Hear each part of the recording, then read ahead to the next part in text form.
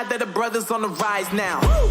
Endless celebrations all in my house. Yeah. Levitating now, I'm super duper fly now. Yeah. London boy, but DC where I reside now. Put the time in while you always yelling time out. And for quit it, cause I know I'm coming with it. You were sitting, you were wishing I was handling my business. Yeah. Now I got the ball like Harry Potter playing Quidditch. And my business is humongous, you would think that happens in there. Damn man, I'm all that, yeah, I'm all that. Working for that whip, yeah, that what you call that. I'ma blow up in the summer, have him yelling fall back. And I've always been ahead like an effing ball cap. Man, I came in the game like, whoa. Got a couple chains on me cause I like gold. They told me I'm the best and I told them I know. Cause when I'm in your town, every ticket I sold. Yeah, they saying I'm the man. Facts, bro. Facts, lot of haters. Tell me where they at, though. I'm the new pop, all I do is rap, though. Yeah. Want me on your song, throw a couple stacks, yo. Woo. Everybody wanna do the same thing. Yup. That's why we ain't on the same page. No. Do my own thing, and I maintain. Woo. Flow like water, so I'm going mainstream. I'm going mainstream. Flow like water, so I'm going mainstream. Yeah, I'm going mainstream. Flow like water, so I'm going mainstream. I'm going mainstream. Mainstream. Flow like water, so I'm going mainstream. Yeah.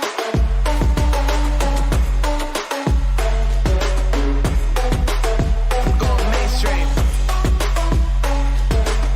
Damn. Flow like water, so I'm going mainstream. So I'm going mainstream.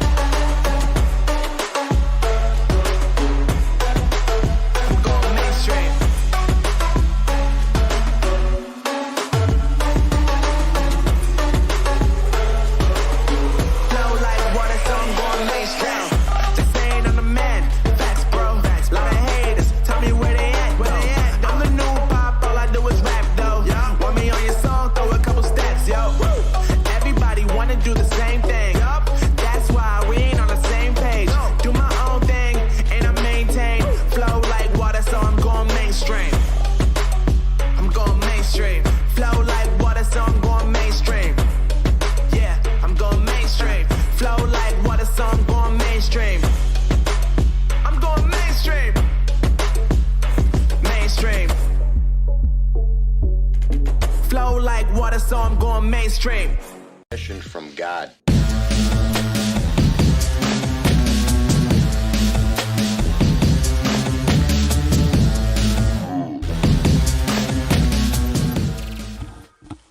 G'day and welcome to the Xbox Infinite podcast, featuring myself, Biscuit for the Biscuit. I'm your host, joined by Jedi Knight Peter, Eternal Umbra on the gaming panel, and we're joined by guests from around the gaming world each week to talk gaming news, industry speculation, and covering the latest games on all platforms, giving you our unique perspectives on the week that was.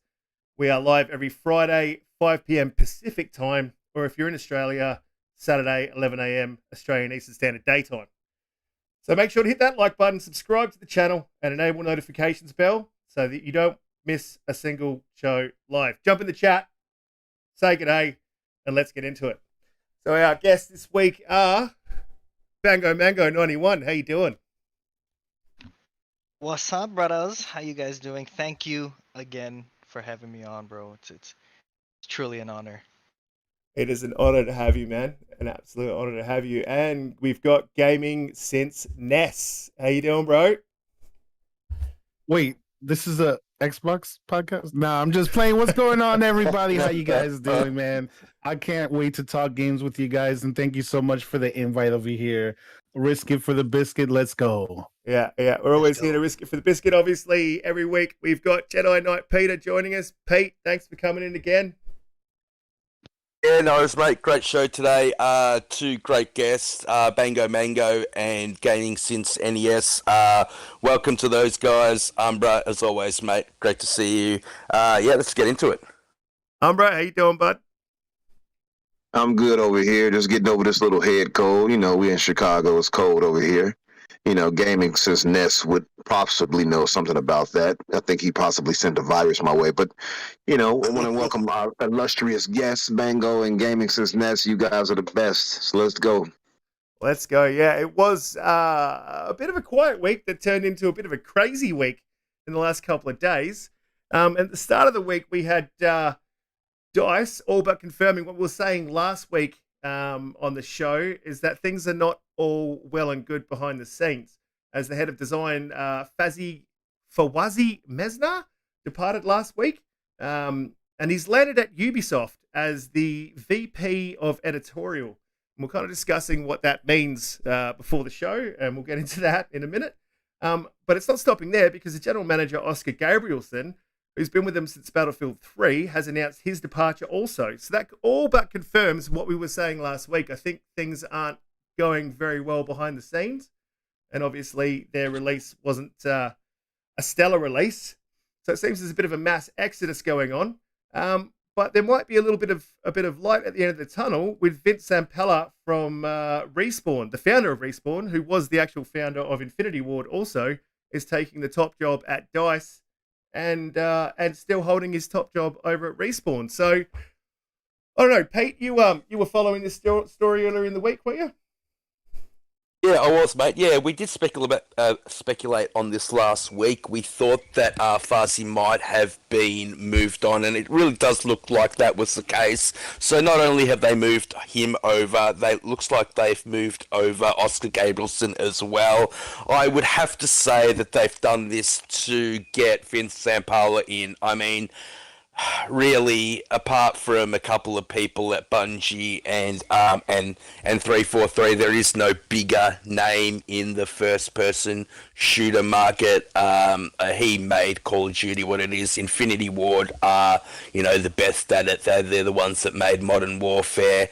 Active. I don't know if anyone remembers, but in 2010 there was, a massive division between Activision and Vince, and they were fired basically, and that's when he started Respawning Entertainment, which hence the name. Respawning. He took basically most of the talent at Infinity Ward away, started a brand new Respawn, and made Titanfall, which he really wanted to be the Call of Duty killer. And now, it looks like he's moved over to Battlefield. I think it could only mean good things for Battlefield. I mean, Vince is amazing. The team behind him at Respawn are amazing. Look at their work in Titanfall 2. I think it's one of the best first-person shooters out there. Look at the work they did with Jedi Fallen Order. You didn't mention Star Wars there. It's one of the best games that they. I just said, look at the work they did with Star Wars, with Jedi Fallen Order. You did. So really could only mean good things for Battlefield. Not only that, they got Jared Leto from Halo, and he's actually opening up a new studio in Seattle, which will be focusing on story-driven content for the Battlefield franchise. So, basically a brand new studio built from the ground up with Vince's oversight and Jared Leto leading it, basically just making story-driven content for Battlefield. So I think that's great news for Battlefield, and really can't wait to see what comes out of it. What do you think, Umbra? Well, I think you covered most of it. I think with Zampella, like you said, you pretty much nailed it on the head. With him coming over, on the speculation we had last week, we talked about Mesmer moving, not because he wanted to, but because EA wanted him gone, and because of the rocky launch of Battlefield 2042. And now we also know that the GM of DICE, Oscar Gabrielson, is also leaving too to pursue a new endeavor outside of EA, as they put it. So I don't think that's a coincidence. But they landed in good hands, I believe. Obviously, having one of the fathers of Halo with Jared Leto and for story-based situations, and Marcus Leto rather, and Jared Leto. Oh no. The Joker. The Joker's getting involved. I tend to do that, mate. I tend to do that. They got Morbius. It's the worst joke too. But him and Zampella, I think they're going to have something special. I think it's a good thing in the end for Battlefield, at least for me, because I've never been one that's been just multiplayer focused only when it comes to first-person shooters. It has to have a story mode for me too. So if they go in that direction, I think that's the smart and wise direction. Yeah, agreed. What about you, Bango, you get into Battlefield much? My only connection with Battlefield has been the beta and every story that you've told me in your upbringing, Brisket. but when you based off everything you guys said, I think you guys nailed the information down pretty much. But for me, when you think about it and you really just look at the cards that are dealt on top of the table, this is Respawn we're talking about. And if you think about the head now coming under Battlefield and bringing that under his wing, you have Titanfall 2, one of the greatest, or known to be one of the greatest single player campaigns out there, 100%. You have the I same agree. talent under Jedi Fallen Order. You know, to me, another banger of a single player. You know, and what is Battlefield missing? A single player aspect. You know, and I'm not saying that that's the goal that they're going to add into it. Maybe they're going to stick to the multiplayer route and things like that. But with the Rocky launch, and if you just look at the cards being laid on top of the table, as Umbra said, with Lato coming in and so many other people just joining up, and it seems to be the season, right? It seems to be the season now, whether it's Xbox and a different of the other studios and Rare and all these other aspects. You see different people from the industries coming into these studios, you know, and hopefully to make it better for the best. So for me, I'm just excited, man. You have some juggernauts within the industry jumping in DICE, and to me, as not necessarily the biggest Battlefield fan, but they're in good hands. Like you guys said, they're in good hands, and it makes me excited as a person that's not really engaged in Battlefield. Perked my ears up a little bit, honestly, especially with Lato coming in, and his track record. Perked my ears up, and it's got me really excited for the future of Battlefield, 100%. Yeah, it's definitely a bad move for them to drop Vincent Parla, that's for sure. Because that guy's obviously a genius. Everything he touches turns to gold. Gaming since NES, you're So much cool. not a big Battlefield player. I'm assuming. I don't know. You get into it? So when it comes with me in Battlefield, I do jump into it just because I feel like from a gameplay perspective, there's not a lot of games that give you that mayhem that a Battlefield game can give you, right? So that's definitely why it is a staple of the industry and why it'll continue moving forward. But I'm gonna say this right now, right? I do think that when you look at the industry, when you look at who they brought aboard to this franchise, right? And you look at what he did to one of his franchises in the sense of Apex Legends. To me, this screams that Battlefield will eventually move to a free-to-play model. I know, blasphemous, but you got to think about what it takes nowadays to really survive out in the marketplace of shooters. And if they can do that, right, and if they could do that successfully and get that high engagement numbers, think about what's going on right now. I mean, Battlefield already dropped something like 70% of its player count in Steam, right, because of all the type of issues that they have. Now the issue is to get a new person in. Like, to get new people in, they're going to have to try to buy that game. And if they're seeing all these bad press about it, that's going to stagnate sales, right? But I do think Zampella could be that person that moves that game forward to that trajectory. And I don't know if that's a good or bad thing, right? But the fact is, it coincides with what EA is trying to do with a lot of things, right? Like, they're even moving Apex Legends to mobile, you know, and there's even talk of moving Battlefield to mobile. Oh, God. So it seems that Vince is the guy that if anybody's going to make this successful, it's going to be him. So what do you guys think about that one? Yeah, absolutely. Look, Completely the agree only with thing that. I worry about is, does Vince have too much on his plate? Because Yeah. Respawn's his baby. He's not going to give it up. He started that company. You know, he's grown it to what it is today. I don't think he's going to be leaving. You know, he's got Titanfall 3 to worry about. He's got Apex to worry about. You know, and then they're adding this onto his plate. Is it too much? You know, I suppose it just depends on the people he's got around him.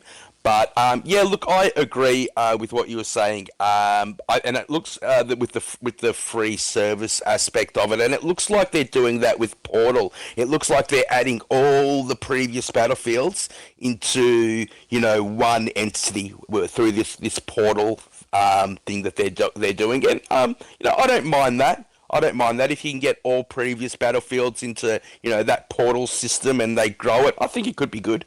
I do like that they are focusing on the story-driven aspect as well and starting up a new studio for that. So yeah, look, I think they're in good hands. I suppose it's a wait and see.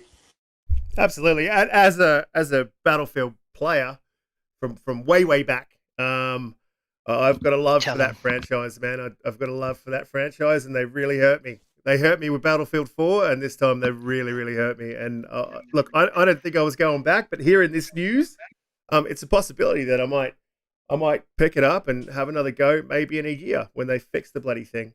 All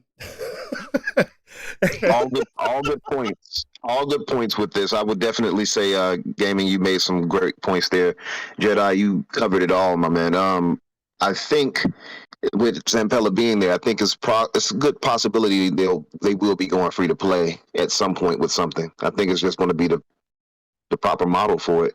Yeah, at least for the multiplayer. I'm not entirely sure they think will. that'll work, Battlefield? They should have gone free to play with Fireteam. Like that should have been in 5. That should have been a free to play model, and you would have thought they would have come out with something free to play this time, but they haven't. So I don't know if the EA executives will let that one out the gate. Maybe if Zampella pushes it, but I'm not sure they'll do it. It's possible. They said it's a possibility, but I think they'll kind of follow Infinite's release, like how they're doing it with the story campaign at least being paid for and the multiplayer part being free to play. Yeah, absolutely. I agree, and I think Halo launching as free-to-play really did damage the numbers of Battlefield.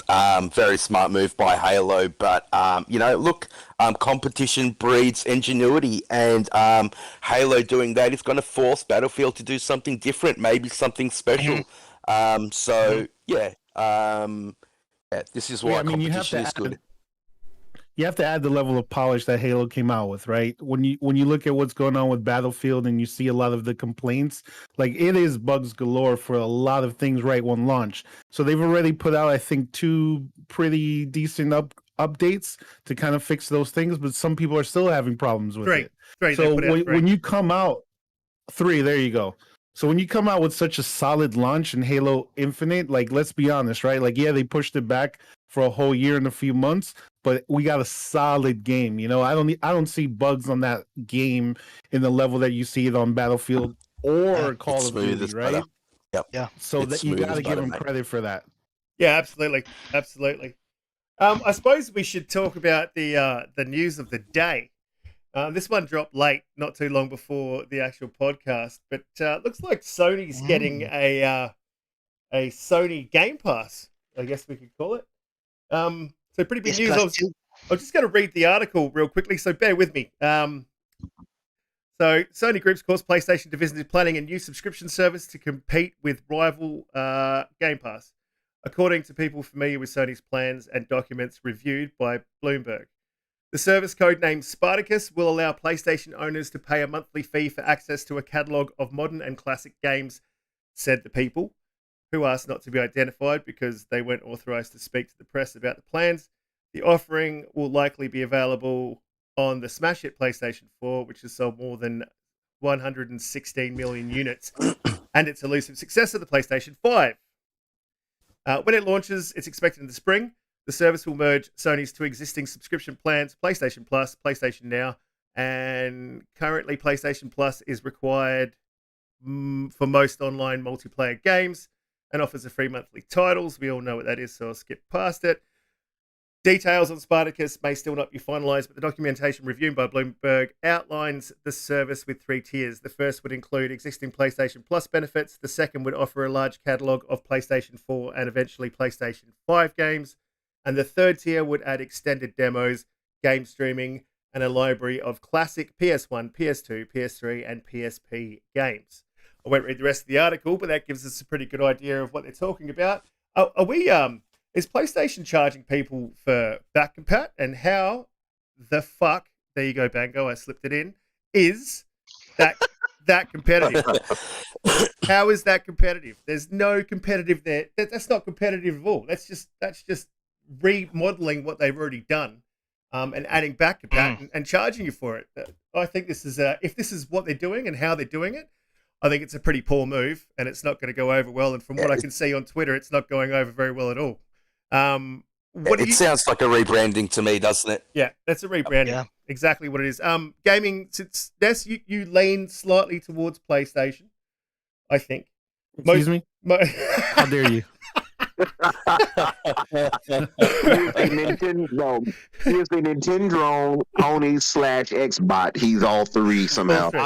I'm all of it. Yes. There's slight leanings though. Very slight leanings. But what do you think? What do you think, Game? So look, when I first saw this, right, I think the first thing that all of us did was the same thing and looked to see is day and date included, right? Like we all looked for that right away.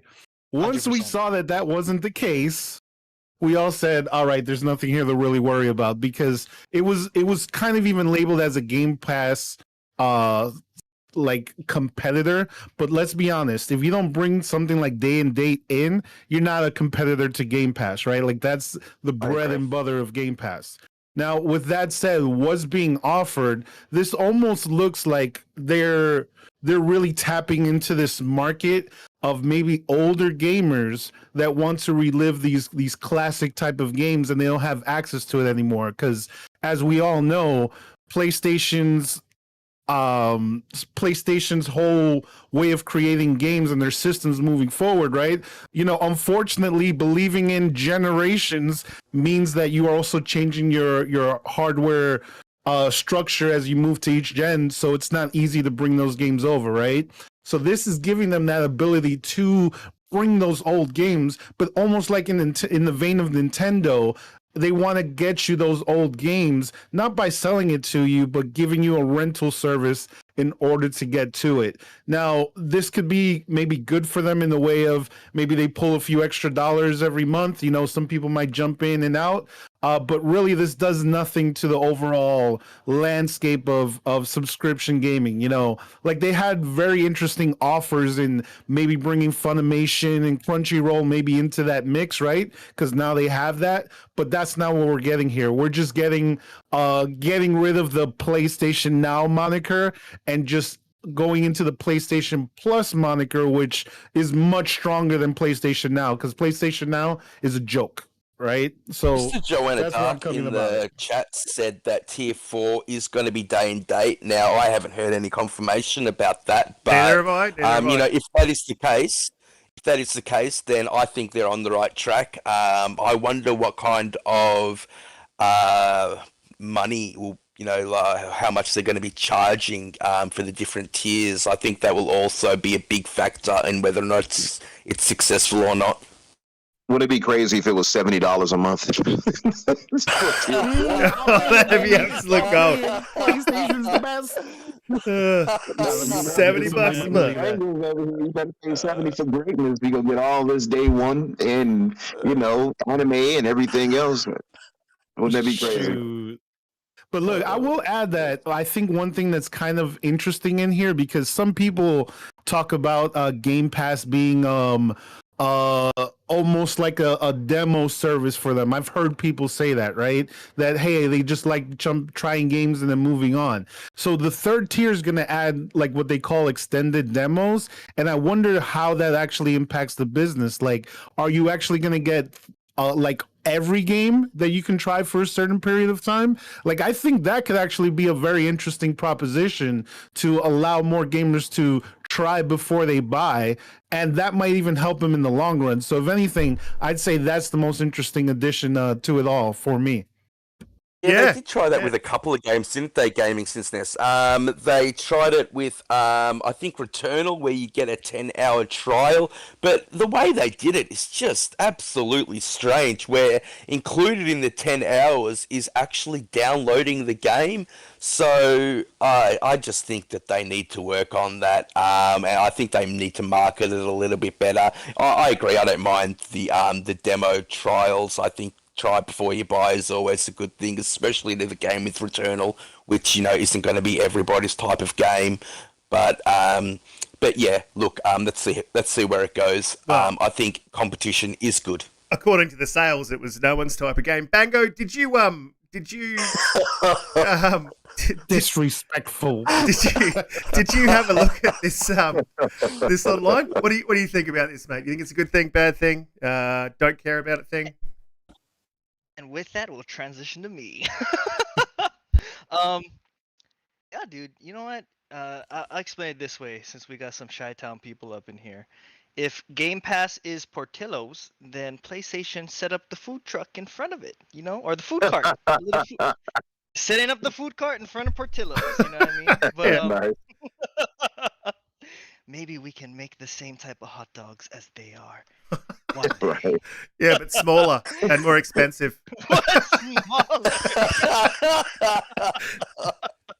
You would get attacked so badly on Twitter if you said that, Bango. Yeah, I'm gonna die. yeah. I'm already getting it, so just like bring it on. I don't care. I'll stand in Honestly, front of you like a we're- shield, Bango. It's all good.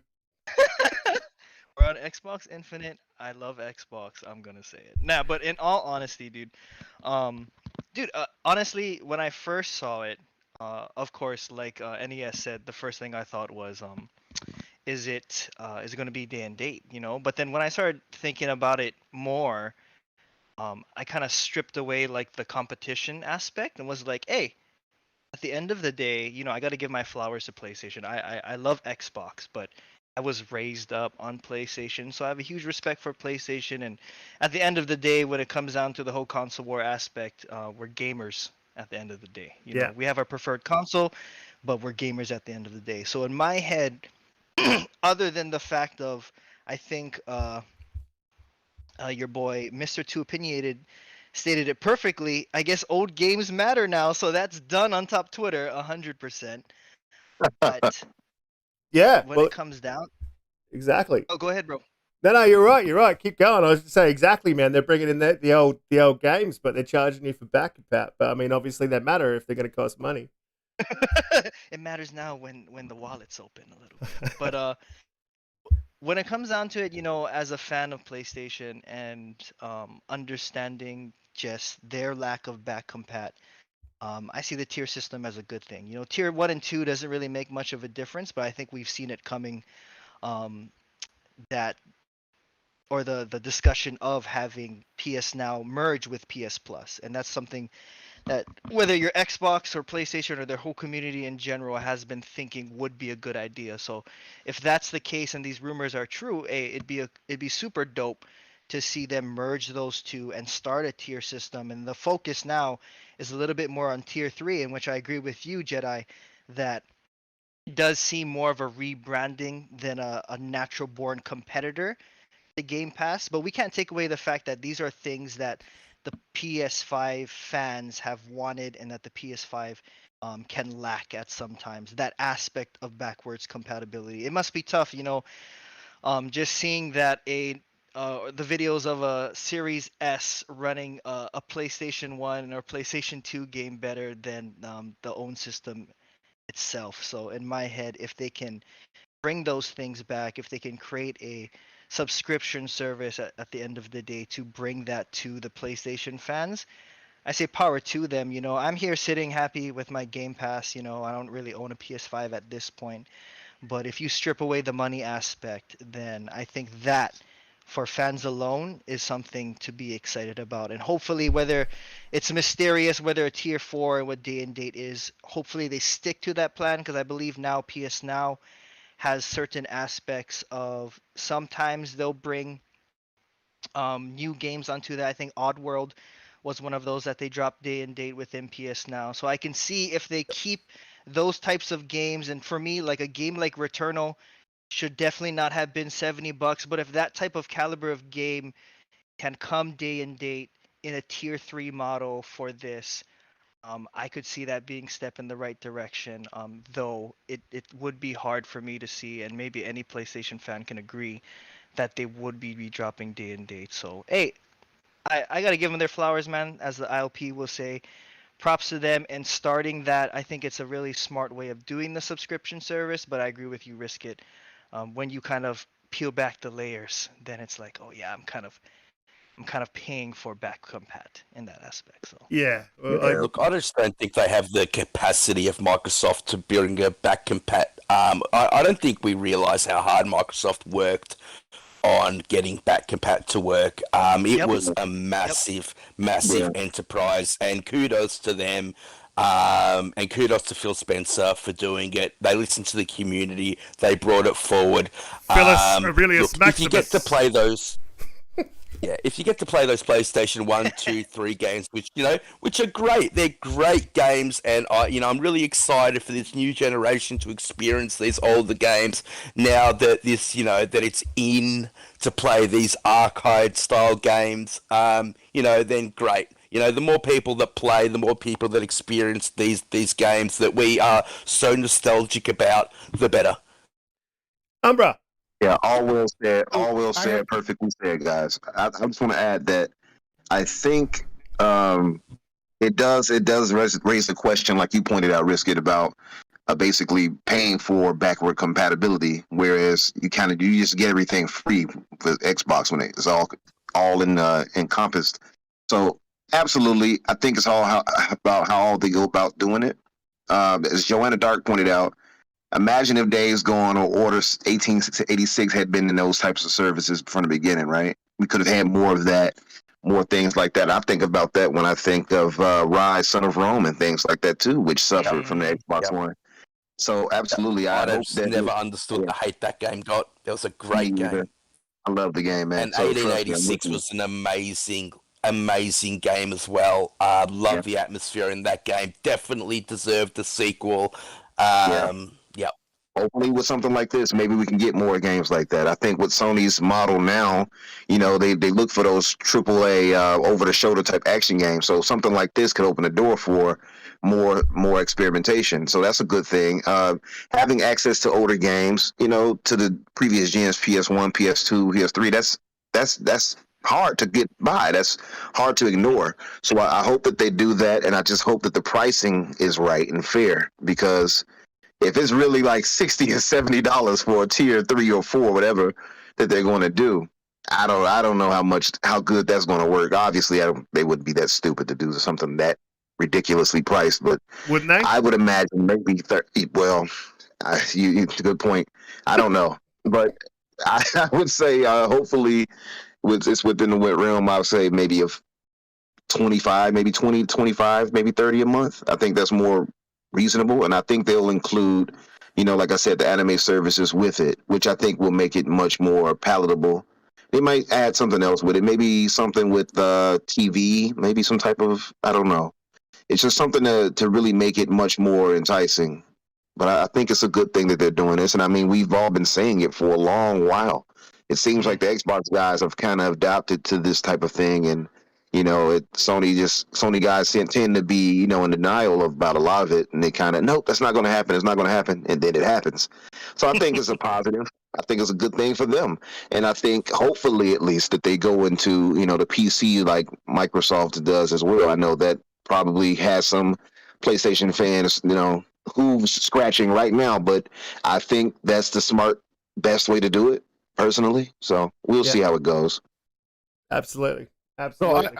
I'll say that one of the questions that I have is, how long are these PS5 games going to wait before they move into this service, right? Like, is it going to be all of them? Is it going to be, 6 months down, a year down? I think that in itself could really say how successful this service is going to be. Because I think up to today, I could be wrong, somebody correct me on this, but I don't think they even have PS5 games on there right now. It's all like PS4 games or PS4 I think versions. Construction of games. All Stars is Yeah, the you're only right. one that was put in. But you're right, mate. Yeah, and that's only because that game failed miserably. So I agree. I agree with that. Yeah, I'm kind of curious too, because even their legacy games, like whether it be Last of Us 2 or God of War, those are only there for a cap period, 6 months, 5 months, or something like that. So I'm kind of curious if they'll continue to milk that with the PC aspect, and then try and resell that to the fans, or if this tier subscription service, if that will be permanent inside there, at least the legacy games, or how long do we have to wait before a quote unquote PS5 legacy game or even a PS4 generation legacy game, as we're seeing today, will stay in that system and attract fans over to that subscription service. So Yeah, well, it's a good point. Yeah, Very and good even point. if you think of, You're right. Man. I just wanted to add real quick. So if you look at their model of how they do now, it really pisses me off, right? When I think Yes, about yes. what Game Pass does, because they'll put a banger, they'll put it for like 3 months or whatever amount of time, and then it's gone, right? Yes. Like with Xbox, you clearly can get it, and then you pick up those first party title games and you play it to your heart's content, you know, and that's something again that Game Pass really has over it. So when I keep hearing competitor, this is competition. No, it's not. It's an option, right? Like that's all it really is. So yeah, I want to pick up any game I want at any point, especially if it's going to be a PlayStation title. So I'm just keeping it real, you know. But it's I'm PlayStation. a bot, baby. I'm a bot. It's a Tell PlayStation 'em. doing what they can do, because they clearly don't have the financial backing that Microsoft have. So they've got to start somewhere, and this is just their beginning. So I mean, we don't want to be too harsh. I mean, I'm probably the harshest one here on PlayStation, but we don't want to be too harsh. They're just getting started, and we'll see what the future holds. Now, I got a question for you guys. Did you guys know that Chorus released today? I didn't know until I had saw no people idea post a clip. until you told me. I saw somebody post a clip of it on Twitter. That was about the time. I'm like, wait a minute, did he have early access? And then I looked it up, and I was like, oh, it's out. Okay. Yeah, like what happened? What happened there? Because Chorus released to pretty much, well, look, I'll tell you what I got written down because I was in a funny mood. Chorus released too much fanfare. The marketing for this has been amazing. You can't go anywhere without seeing or hearing about it. I mean, look, as the fact that it's not in Game Pass, and I feel like I was talking to Pete earlier today, and he said, and Pete will back this up, that possibly it was going to Game Pass. It was one of E3's. They led with Chorus at E3. Did they have a falling out behind the scenes, and then it didn't go into Game Pass, and because it's not going into Game Pass, Microsoft is not promoting it? It looks like a pretty fire game. Like I was checking it out on Twitter and on YouTube, and it looks good, like really good. It looks really good. Yeah. Yeah, the I'm game considering looks buying it. amazing, wasn't it? Yeah. So what do you guys think? Do you think that Pete? I'll go to you because I know you got a bit about this. But I tend to agree, mate. I agree with you. I think that something happened behind the scenes, wasn't going to Game Pass, so Microsoft pulled their marketing. Yeah, look, I think it definitely got shadow dropped. I think that maybe, I agree. We were talking about it earlier. I think something happened behind the scenes. I mean, this was the lead game for E3 2020. Yes, I know that maybe they wanted to showcase the power of the console, but you would have thought that there would be more fanfare when this dropped. Even when you go into the store, you have to go down to the second line before you even find it. That seems very strange to me. Maybe it's because it's not in Game Pass. I'm not sure if it was ever meant to be, but very strange. And will you pay? I think it's $55 in Australia for this game now that Game Pass is out. I don't know. Maybe I think it's a wait for a sale game. But in saying that, it still looks great. So the graphics of this game look absolutely beautiful, and I think it's got an interesting story as well.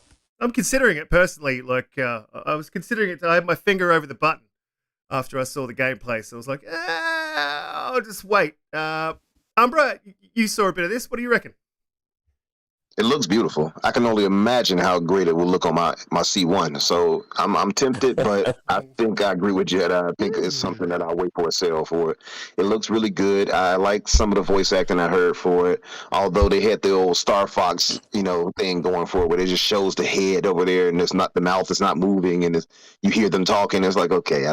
So the production value is not the greatest, but visually, it looks to be a really pretty game. Combat-wise, it looked pretty solid, too, from what I've seen. So I probably will get it, but I've never been too big into, like, space, like, battle games, whatever like this. But I'll wait for a sale, and I think I'll jump in then. But it would have been great to have it in Game Pass. It basically, they pulled a Death's Door on us, but Death's Door happened to be really damn great. So I don't know how this stacks up compared to it, but I'll look out for it in the future. I don't think I'll get it now. I mean, we have too much going on right now anyway, to be honest.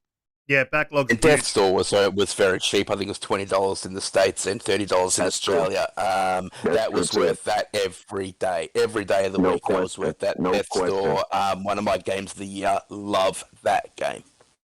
100% agree. Have Mhm. you get a Listen, chance to play this gaming? Did you know about it? Hear about it? Listen, I keep it real, okay? I'm just gonna say it how it is. If it's not on Game Pass, I'm not getting it. Okay, I have tons of games and experiences to play, and you think I'm gonna spend money extra to add something to my backlog? You lost your mind. This thing needs to go on Game Pass, or I'm not touching it. Okay, it can look pretty as hell, but I'm not touching it. I keeps it real. That's it. Yeah, that's a fair point. Support- That's a fair point, and I agree with every What single about point. supporting the devs? Support the devs. I mean, Bango, I'll support them if that's the only way to get the game. But that's about it. Bango, what do? You going to buy this game, or are you going to wait for it to come to Game Pass? Because to be honest, my finger was over the button, but I'm probably going to wait. Same as gaming. brother, gaming NES knows my heart. I have this thing where I'm like, it's called a 6-month rule, the 6-month Game Pass rule. If there's a game where I'm like, oh my gosh, that's a tempting buy, it might be worth it. And I think to my head, a 6-month Gaming Pass rule or Game Pass rule. Within this 6 months, I have an inkling that it might drop on Game Pass. I'm gonna wait. And literally every game that I had an inkling about Yep. eventually dropped on Game Pass. Yakuza Like a Dragon, I was like, Mm. that looks like a game I have an inkling will drop on Game Pass. Dropped on Game Pass. Scarlet Nexus, that looks like a game that might drop on Game Pass. Dropped on Game Pass. Grand Theft Auto Defined Edition, as bad as it is, I have an inkling that may drop on Game Pass. Kind of doubted that inkling, dropped on Game Pass, But at least for me, that's my rule. I'll wait at least maybe 6 to maybe 3 months max to see if it drops on Game Pass. 63 And months. I joked about it. Did you say 63 months? No, 6 to 3 months. I'm gonna wait the next generation. No, but I'll try and wait just in case, to helps my wallet. And like I joked before, I'm all for supporting the devs, but at the end of the day, I'm trying to save money. I'm not gaming 24/7. I'm 30 years old right now, so there's a lot of more different priorities on top of my mind than 100% gaming all the way. So Game Pass has been huge for me, and that's something that really has changed my aspect of gaming, and it blows my mind away all the time that I can enjoy this much. Actually, you know what? We're getting into the Game Pass spiel. I'm not trying to do that here. So, to answer your question, I will wait. I will see. The game looks phenomenal. Reminds me of a little bit of Star Wars Battlefront and a little bit of Star Fox 64 mixed together. I'm getting those kind of vibes. The graphics look great, and fingers crossed that it would drop on top Game Pass. And if there's a deal for it and everyone's hyping it up as much as Death's Door, then yeah, I'll snag it for sure. Yeah, well, that kind of does bring me to what was Game Pass is kicking in the door at the moment, really, isn't it? I mean, we've got Halo December 8th. We've got the Gunk coming on the 16th. We've got Anvil that dropped a couple of days ago. Warhammer 40,000 Battle Sector that dropped a couple of days ago. We've got Lawnmower Simulator, and that game is just going to be absolute fire. I'll be spending hours and hours mowing. Game of the year, right there. Game of the year. Alien Fireteam was one of those games that I thought Bango might come to Game Pass. I'm pretty sure I even said it to Pete like months ago. I was like, I'm pretty sure that'll probably come to Game Pass, and it's coming to Game Pass. So, I was so close to buying that, and I'm so glad I waited because it's coming to Game Pass December 14th. hell yeah. Yep. And Pete, you know what? I've forgotten the gameplay that's on the screen. What is? I keep thinking Elder Scrolls, but what is? Did we play early access? Come on, Souls-like game. Help me out. Elden Ring. Elden Ring, that's right. Yeah, K-Med, you're asking why it's not Halo. It's because it's Elden Ring. We got early access, and this is all the footage of me getting my absolute ass kicked. So this is before Pete came over to help me out. So you will love this. So, I mean, have you guys played any of the new games that dropped on Game Pass? I got a chance to play Anvil, and that game's pretty good. It's a top-down shooter. It's pretty quick. It's responsive. I actually played it on the cloud in the UK with terrible internet, and it is kicking ass. Smooth as a baby's bottom. Like, it was great. Like, I didn't have any problems at all. And love the game. Game's interesting. It's a roguelike. And I had a lot of fun with it. I only played it for about like 10, 20 minutes, to be honest, because I'm pretty time poor at the moment. But I love that. I love that they're bringing these games that I would never have bought, never have tried. But here they are. Check them out. Don't even have to download them and waste your space. Like, just have at it. It's amazing. Yeah. Umbra? I think I'll give Anvil a try as well. I'm thinking about Anvil. I've seen a few people on Twitter post about it, and it's a co-op, apparently. Yeah.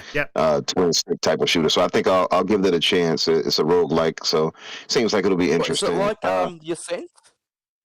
No, I'm not sure. No, not really. No. It's not. It's sort of like Hades. It's like Hades crossed with the Ascent, if you like. That's that sounds like a win. Yeah, it sounds like a W right there. Yeah. I'm also interested in haven't tried out. Yeah, I'm it's a there, weird mix, strong mix. But I'm also interested in trying out the Warhammer 40,000 battle sector. I'm just to give it a try. I've heard good things about it. And oddly enough, One Piece Pirate Warriors 4, I will actually play here and there, just maybe on some downtime in between games.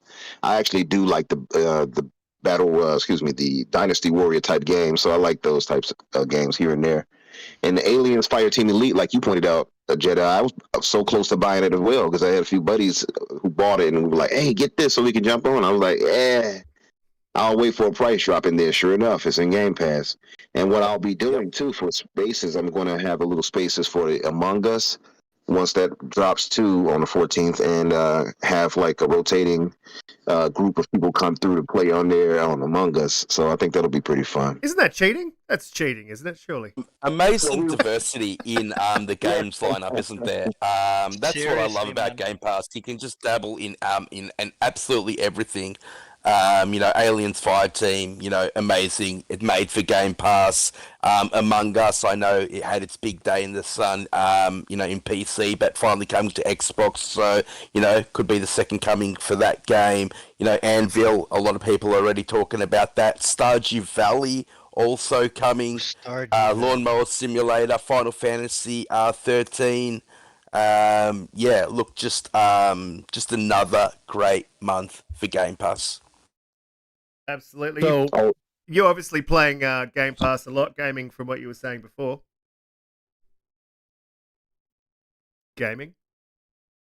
oh, I guess I had an interruption in the internet. Sorry. All right, so look, I'm not gonna cap here for these damn games, okay? Half of these games I'll never even try or fire up. I'm not gonna pretend these are the greatest games ever, right? But this is what I am gonna say.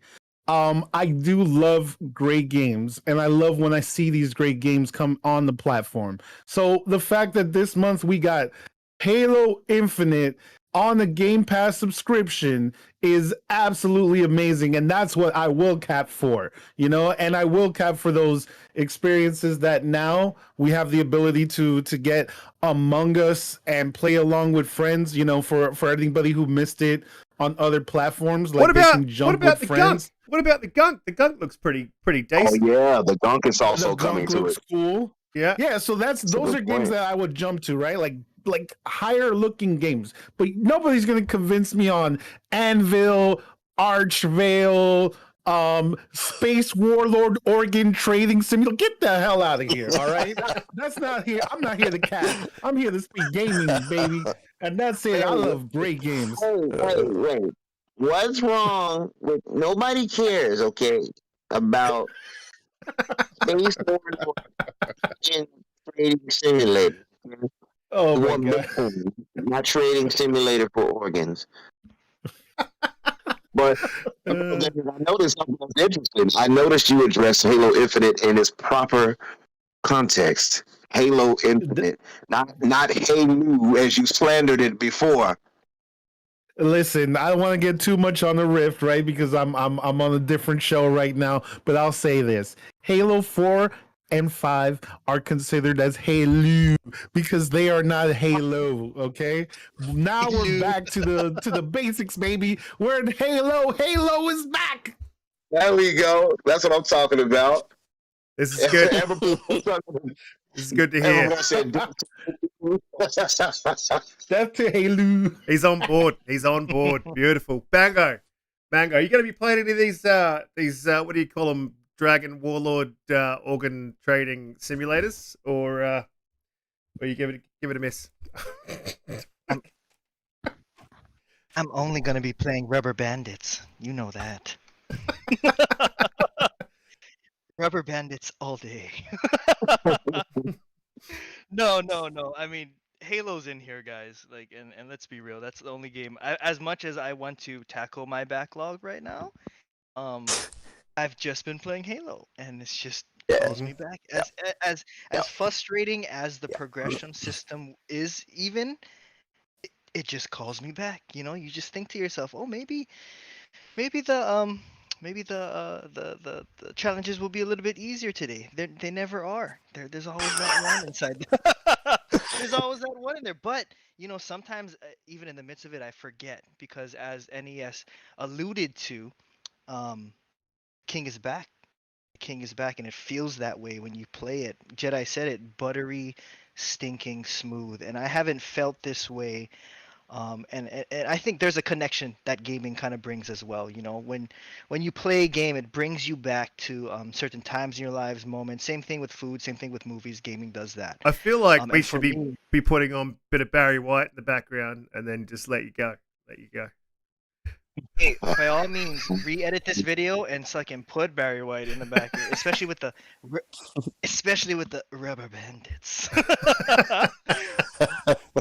But dude, and that's what Halo does for me, dude. Halo Infinite and the gameplay brings me back to Halo 3, and those are some special moments in my life. So to answer the question, I agree with all of you guys. I love Game Pass, and I love the effect that it has in making games that you would never ever look at in your life. You would at least kind of be like, oh, there's variety in this, and I can respect that, you know. And it's interesting how Game Pass does that. I don't know if it's the same for you guys, but a game like, I would never look at Anvil, I would never look at Archvale, Stardew Valley, but now, because of the way that it's presented, I've looked into Stardew Valley, I've looked into Aliens Fireteam Elite, and I'm at least interested, even though most of my time will be with Halo Infinite. Yeah, absolutely. Yeah, I'm going to add real quick. Yeah, you go. If you don't mind, real quick, just to add, I can't look at it like that because I've already been conditioned for years with these free games from PlayStation Plus and games with gold. There's been so much trash games that I'm already conditioned that if I see a title that I've never heard of, I'm not even gonna mess with it. Yeah, look, I can understand that. That's pretty bang on. But now we're in the Halo part of the show. We've kind of been drawn there. Every Xbox show ends up at Halo inevitably. It's like the pot of gold at the end of the rainbow. They dropped a new trailer for the campaign, which has ramped up excitement for me myself personally. Look, and I've talked about it ad nauseum, and frankly, I'm just ready. I'm ready, and I'm excited. Now I'm going to jump to Pete because I know Pete's got some interesting views on the progression system, and I want to hear that. Pete?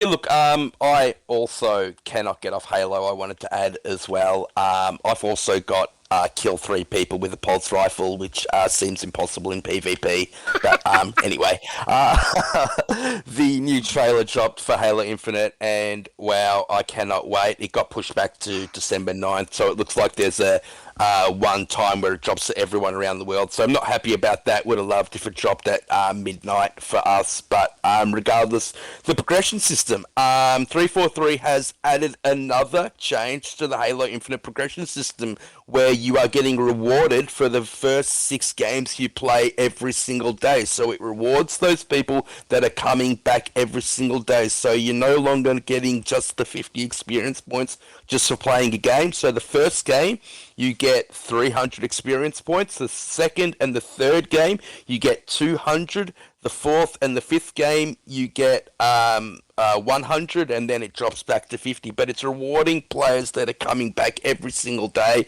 and it basically means you get at least a couple of levels every single day on the Battle Pass. I know the Battle Pass still has its problems. I know the progression system still has its problems. But another great move by 343. They're listening to the community. Don't forget this is still in beta, guys, and they've already made 2 changes. I love that 343 are so quick to change things that the community asks for. And it speaks volumes about what this game means to them going forward. So yeah, very happy with the progression system change. What do you guys think about it? I'm of the same mind. I appreciate that 343 are quick on their toes to addressing issues from the community. That's one thing I've always given them praise for. The transparency is pretty solid as well. What I will say is I like the new progression system that they've given in. It does feel much faster to get to the next level. And, hearing people who played for 20 hours and only had like level 6 or something, it's like, nah, that's not going to cut it. So I'm glad that they adjusted that. What I will say, however, they still got a ways to go. They need an XP system. I'm sorry, they do, because just basing it off of challenges, as even Bango pointed out, that you have these ridiculous challenges you have to try to reach sometimes, and then what it does, and we've pointed this out in past shows, it takes away from the team objectives. It makes everybody a lone wolf in some instances. I was playing earlier and I played oddball, and I do oddly well in objective pace-based games, but I guess because I'm the only one doing it. So that's the problem. I was literally the only one doing it. Everybody else I had the oddball and kept getting destroyed. Everyone else was just running around everywhere else. I'm like, so everyone you all else don't is want to just plain Slayer. Yep. Right, they just left me alone. Slayer. Yeah, it's like It's exactly. infuriating, isn't it, Umbra? Yep. It is and there needs to be something in the progression system to get people to try and play the objective. Absolutely. Yep. What needs to happen, in my opinion, outside of, I think they need to add like the Halo 3 ranking system back. I think I was watching Hidden Period talk about that, and I think that would be a smart way to go about doing it. It just incentivized people to play more too. Those types of things actually helped engagement. Things like that, and if you're going to put the challenges, they should be secondary. XP should be the overall. Secondary for challenges, which can help to do unlocks for whatever special item or whatever, if you want to do that. But if you're going to put those challenges, make sure that they cater to that game mode. Game mode specific challenges. How about that? So if it's oddball, win the oddball game, get 100 more XP than the losing team or something. I don't know, something. And protect the odd kill the player with the guy with the ball. Yeah, something like the ball. That needs to happen. Exactly. Deliver a flag and capture the flag. I don't know, something, because it takes away from the team objective, and it really, I mean, like, because I said it before, and I was playing with a few friends, and everybody got the same exact challenge rewards right after the match finished, basically, unless you did a few more challenges, I guess, in the game. And it's like, okay, if you lost or if you won, you got the same thing. It basically felt like a participation trophy. So that right there takes away from the competitive edge from the game too. And they have to be careful of that, because you want to appeal to the casuals, but then you're going to lose out on the hardcore. They can't afford to do that. Yeah, it's a tough line to walk. It is definitely a tough line to walk. But look, my opinion on the thing is they haven't done enough. They didn't do enough when they heard about it, when they released details of what the progression system was going to be, and everyone kicked up about that. They didn't do enough about it at the time, and now they've released it. I think they've released it just to kind of suck it and see what happens, and see if they could get away with it, and they haven't gotten away with it. And in my opinion, yeah, I agree with you, and I agree with Xperia. They need to go back to the Halo 3 system, or just rebuild a completely new system, a whole new system. Where at least we're getting rewarded now for the coming back daily. But it's got to be. At least we're getting up a couple of levels. It's got to be all around these gameplay beats. It should be about the gameplay beats of the game. So protecting the guy with the oddball, because that's a big bugbear of mine. Capturing points, capturing the flag, all that sort of stuff. Exactly what you said, Umbra. I completely agree. Gaming, since Ness, do you feel strongly about the progression system? These people are trying to rob y'all. Okay, that's all I'm trying to say right now. Because look, all right, to be honest, when I think about all of this and how they're linking this together, this is very intentioned in the way to extend themselves for marketing deals. Right? Agreed. Halo Infinite right now is cross promoting with Chipotle. Okay, and once you get Chipotle, you get to unlock 5 challenge swaps. You what? Like, are you kidding me right now? Like, this is the Wow, kind of okay. stuff that they had set up for a period of time because they were only trying to find a system that they can either try to sell you 2 times experience, right? Like they're doing with Monster Energy drink, or something like this with Chipotle as well. So where do I get? What I'm trying to say where do I is, get Chipotle? I'm just gonna write this down. do you guys don't have Chipotle over there? I wonder, hey, you know. But no, like speaking like seriously about it, right? It just seems crummy that it like they tailored their game to a way that they can find ways to sell you these extras, right? Like, hey, if you don't like something, buy this thing over here, and then we'll swap it moving forward. So it's like almost they intentionally didn't want to make the progression based on gameplay. Well, I mean, kind of it is, right? But it's not gameplay in the way to win, like Umbra was talking about. And maybe if they just focus a little more on that, and they focus a little less on these marketing deals, you know, like this is one of the biggest problems with the free to play model. Free to play model means that you're going to try to find money wherever you can do it, right? And a game like Halo is that franchise that you can mix with everything, right? Like they made a crossover with Swarovski crystals to create a Halo, a crystal Halo Master Chief helmet and energy sword, right? Like this is I'm gonna win that. power of Halo. I'm gonna win that. I hope you win it too. And I don't know how many of you guys use Waze, but you can even have Master Chief be your navigation voice, right? Get out so of this town. is the power of Halo right now. No, you cannot. You haven't done it? No. No, I didn't know about that. This is Master Chief. Sierra 117. Turn left. Yeah, that's what he does. Exactly like that. Yes. Absolute show. So man. I just want them to really find that balance already, right? Like figure out how you're going to do that progression, but not ruin people's gameplay experience. Like that's something I hated in some other games like Fortnite, where I would not, I'm sorry, not Fortnite, Apex Legends, where I'd have to use characters that I really don't care for just to progress my battle pass, right? Like I was put in a worse situation by having to focus on certain guns, focus on certain styles, but at least winning is still winning, right? I don't know if people are feeling that in the Halo universe yet, but hopefully they do. Yeah, absolutely. Yeah, I think everyone feels exactly the same way. Bango, you feel the same way? Yo, sorry, I was watching your gameplay, fucking fighting Pegasus Nation up in here. The Elder Ring thing. Yeah, dude. Okay, now I lost my track of thought. The progression Halo. Halo progression Progression system. and there's me just hopping around on the screen. Look at this. This is ridiculous. But yeah, hey, I agree with everyone's points, man. I think it kind of baffles me at 343.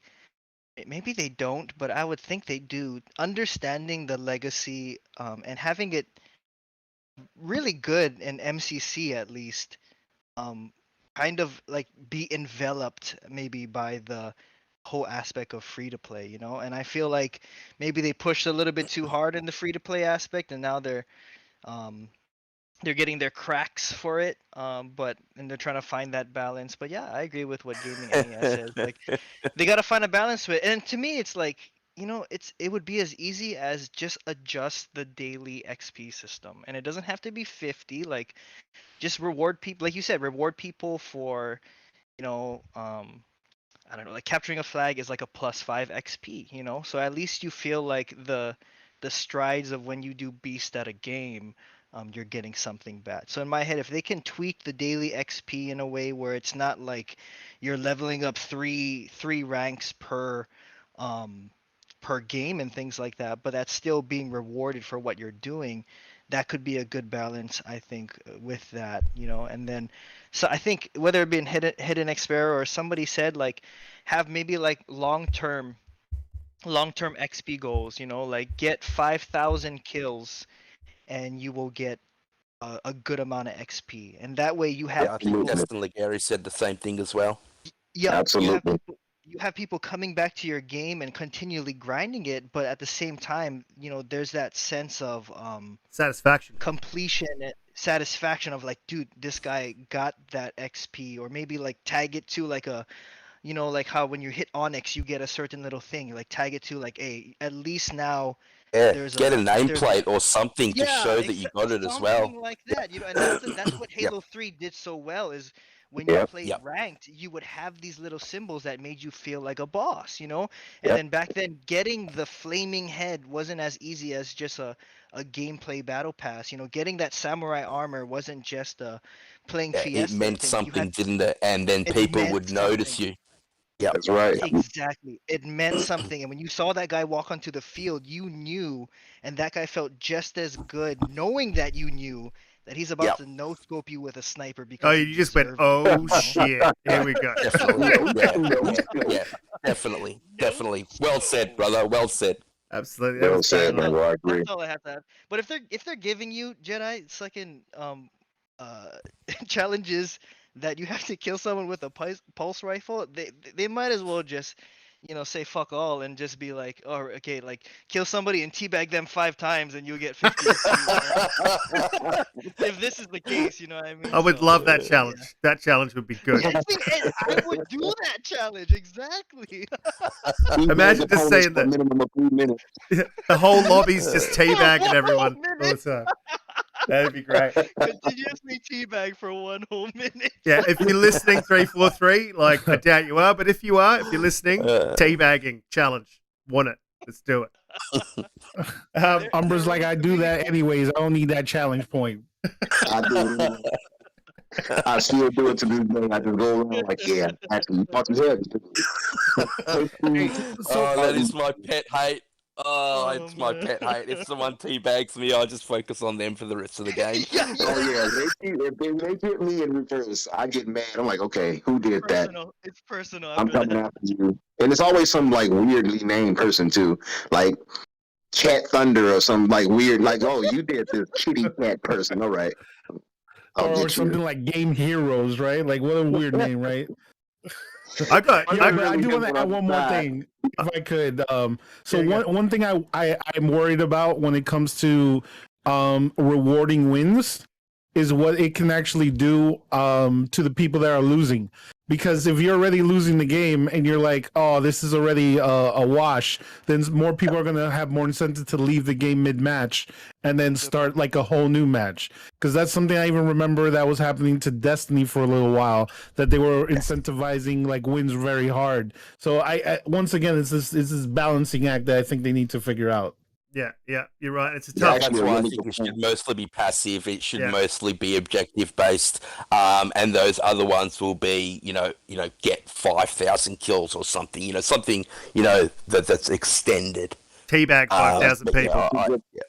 Right, but that's a good point, gaming. I actually had that incident happen earlier today too, where a few people left, and I was like literally the only person still inside of a strongholds match, and they of course decimated me. But I still fought back. I got about 3 kills, but still at that point, once they abandoned me, you're right. They have that. They lose the incentive to continue on, I guess. So I can see that definitely being an issue if it's a matter of rewarding those who want to win versus those who lose. I can see that.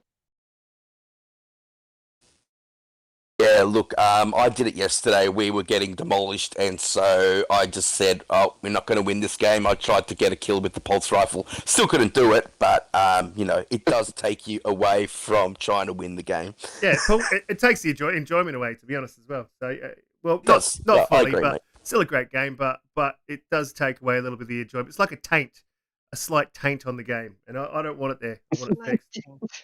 Not from the teabagging. No, for teabag, it's great. I got teabagged by a bot actually when I was flighting. Yeah. I think I was- everyone did in the flight. You're one That of was those great. I loved it. I was like, "What is this? I'm getting teabagged by a bot." What the? I'm not a fan, by the way.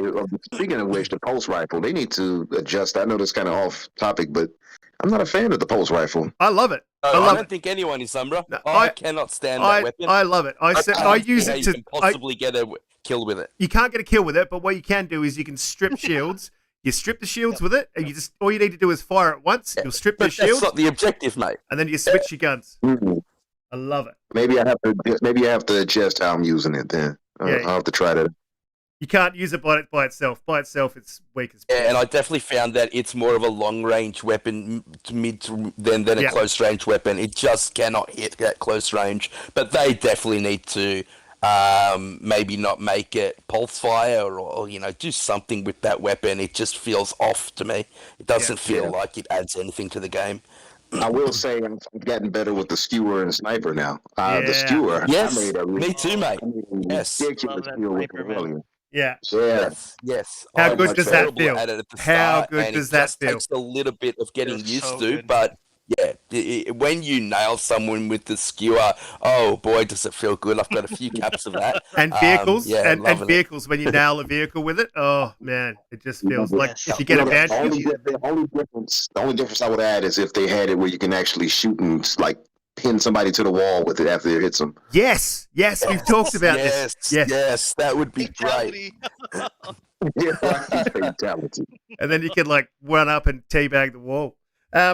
So Or you actually put your leg up against the wall and like teabag them diagonally. yeah, like one leg up, just a one leg up teabag. Like an X-rated infinite up in here. I like that name. All right, so moving on before we get too bad with this. So I want to talk a little bit about the Game Awards. And there's just a heap that we could see this year. And we know Sarah Bond's going. And so we know that Xbox will have a pretty serious presence at the Game Awards. And it's where they showed off the Xbox Series X. It's where they've announced, I think it was Hellblade. They announced another game there, Perfect Dark. They've used this platform to announce a lot of their new games. So there's a lot that we could really see, and there's a lot that you have to consider. One thing that I was thinking about today, though, is will PlayStation be turning up to the Game Awards and swinging their weight around? Look, I tend to not think so, but there's plenty of studios that they've got working on IPs that are unannounced that we just don't know.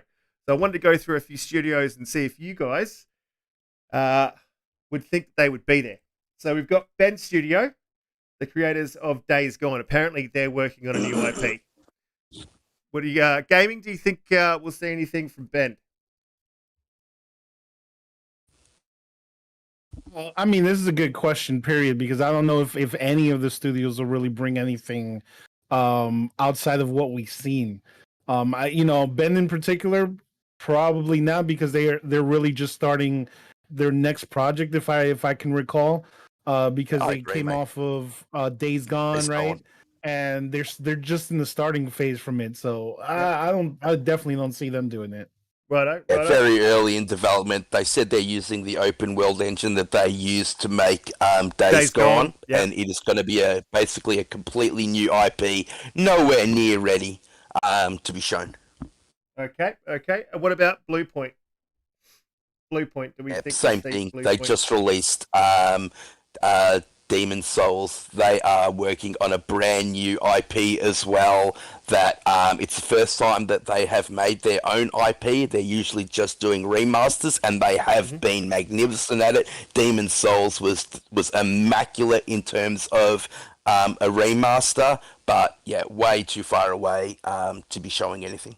Right. So To add to Bluepoint. Yeah. Just to add to Bluepoint, we don't know if it's a new IP yet.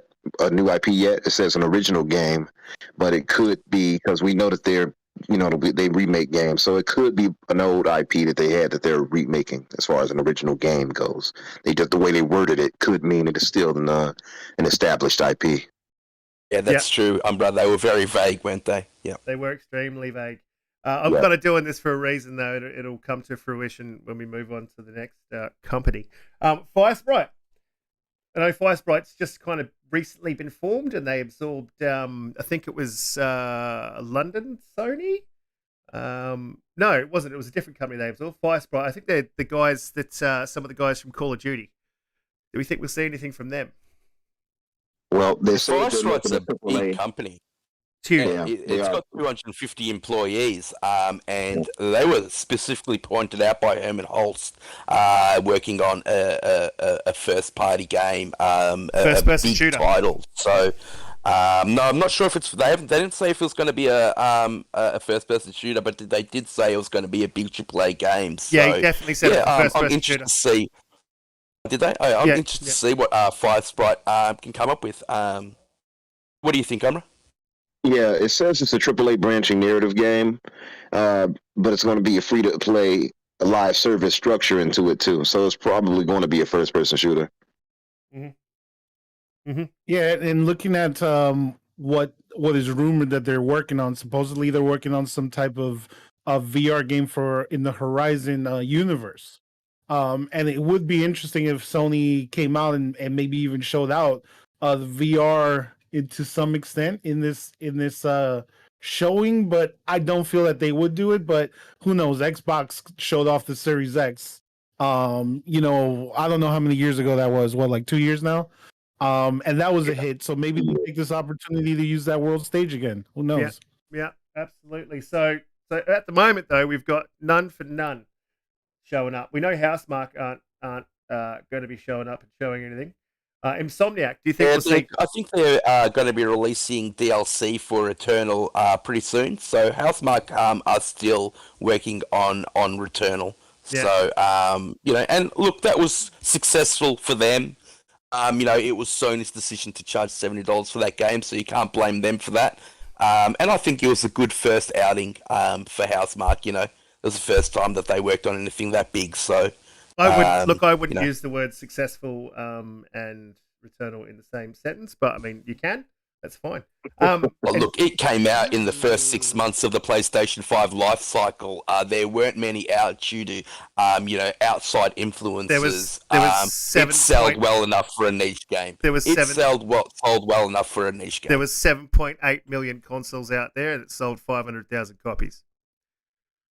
Yeah, but even then, the type of game that it is, it's not a mass appeal game. A new IP, which is what is it? A roguelike, bullet Hellstorm game. Like, there's just so many things working against it. But that's the thing about it, that the people that did embrace it, it's almost their game of the year synonymously because of the gameplay elements that it offered. But it was never a Spider-Man that's going to be a mass seller, Yeah. I like the fact that they tried something new, that they tried a new IP. I think that needs to be, congratulated. Not enough people take these risks.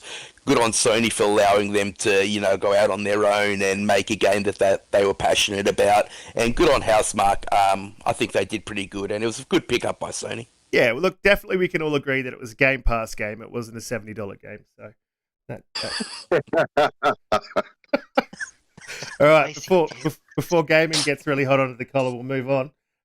So Insomniac, could we see gameplay from Spider-Man 2?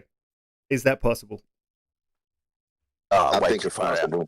I think it's possible just because Insomniac, of course, they're the workhorse of Sony. So I wouldn't put it past them, actually, to see some type of gameplay. Honestly, I think they have something ready right now. Wow. Yeah, I wouldn't put it past them because I think they're going to be building off of what we already have established with the game world anyway. I don't think they have to do much outside of better graphics, fidelity and movement. I think that's easy enough. I think that's like that's a cakewalk for them. As great as they are, I think they can have a little slice ready for the show. Personally, They are great. They are absolutely amazing. Insomniac. They are workhorses. That's the perfect word for them. Bango, what do you reckon? Do you reckon we'll see Spidey? Listen, bro. I think for all the questions that you ask me, does Santa Claus come to my house to drop off presents? I don't know, but I believe it when I see it.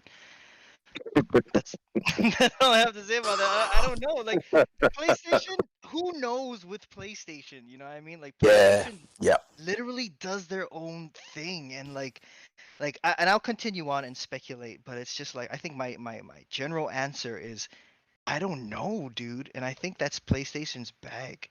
They can have that bag of just, like dropping. And do I think in regards to maybe with Spider-Man, like Let There Be Venom just dropped, and if you guys watch that end credit scene, it might be good to capitalize it. And on top of that, in the hype of Spider-Man dropping in December, a little bit after the Game Awards, let it be known, and so that would be a really cool, smart marketing idea, I think, to show gameplay with. And then with Insomniac, they don't. I don't even know if they use Unreal Engine to do it. They probably just use Magic. So those guys just magically can dish out amazing games. So I wouldn't be surprised if they drop a trailer, or at least another cinematic trailer, as much as people would not like that. Something. So yeah, would I think it's a good idea? 100%. Do I think PlayStation is going to do it? I have no clue. But it would not. I think it wouldn't be a smart move, knowing that your competitor is probably going to capitalize on the Game Awards. So I would think like what people are talking about in the chats, like whether it be abandoned or some type of abandoned, whether it be like Silent Hill or something like that, like this would be the time to drop something of that scale, Something that caliber. because Yeah. Yep, because Xbox is going to probably come with something like that, if not. Oh, I think they're coming in hot, Xbox. We're getting onto that. Now, look, there's only a couple more studios. I'll go through them quickly. Malaysian studio, that's only just recently formed. So the likelihood that we get anything from Sony's Malaysia studio, and they were a support studio, but are now working on a secret project. I don't think we'll see anything from them. One thing that we might possibly see, well, we should. It should be at the Game Awards. We could finally see some gameplay of Factions, The Last of Us multiplayer. Yeah, that's possible. Naughty Yeah, Dog. yeah. What do you It's reckon? very possible. Gaming? Do you think we'll see it, or do you think they shit the bed on this one? I don't know, because I do feel like it might be that title that they I've said this before. I think they want to maybe release this on PC day and date as well. This is one of my more controversial thoughts overall, and maybe this is the time to do it. But that game has been working on for so long. Like let's just see this game and get this out in the world already. Mm-hmm. Absolutely. That's why yeah, absolutely. My thoughts exactly. So Pixel Opus, that's a really tiny studio. They're working on something that sounds really good, but I doubt we'll be seeing anything from that. So we'll skip to that. I think we're likely to see some God of War gameplay. Surely. That will be a smart way. That'll be a smart idea to showcase that. I'm pretty sure we have a friend on Twitter who would absolutely, combust if they showed God of War Ragnarok gameplay. I won't mention any names. Well, yes, I will, Rose. And hopefully we can have her on the show soon. If that actually happens, maybe next week. But yeah, that would be great for them to do that. I think it would be a showstopper, if like akin to actually more so than what they did with Hellblade 2 with Microsoft. Actually, so I'm very interested. I think they'll definitely show Horizon. You think they'll show both, Bud Umbra? It's possible. Horizon, I don't know if they would, because they've shown so much of it already. I don't think they really need to. Yeah. But the fact that it's releasing in the next few months, I can see them doing that. So it's possible. Yeah, just as a refresher. Yeah, a trailer or something along those lines. Just a hey, I'm Absolutely. still here. So Sucker Punch off the back of that Loop. off the back of the DLC. I don't think we're going to see anything from Sucker Punch either. Right, and then there's one more studio. It's Team Asobi. And we might see some more DLC for Astro's Playhouse, but I think that's pretty much almost every studio that Sony has, and we've got two possible ticks of something that we might see at the Game Awards. So I kind of wanted to ask: is that an exciting? To me, the Game Awards are like where you see announcements, where you see great new games coming.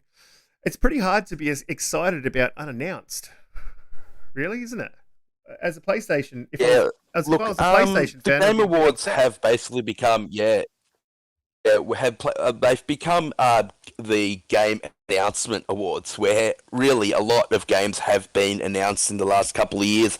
But I don't think Sony's really got involved in that. I think last year they showed Returnal, and the year before that they basically didn't show anything. So Sony, like Banger was saying, basically does their own thing.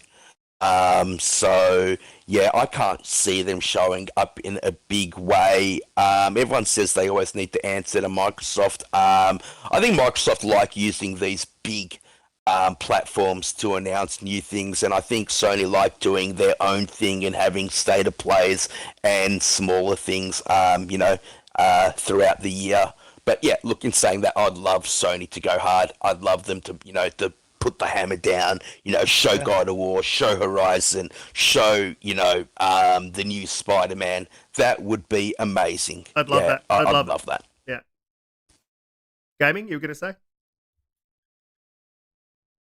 Gaming. No, for me, like the best things when it comes down to these awards is when I don't expect anything, right?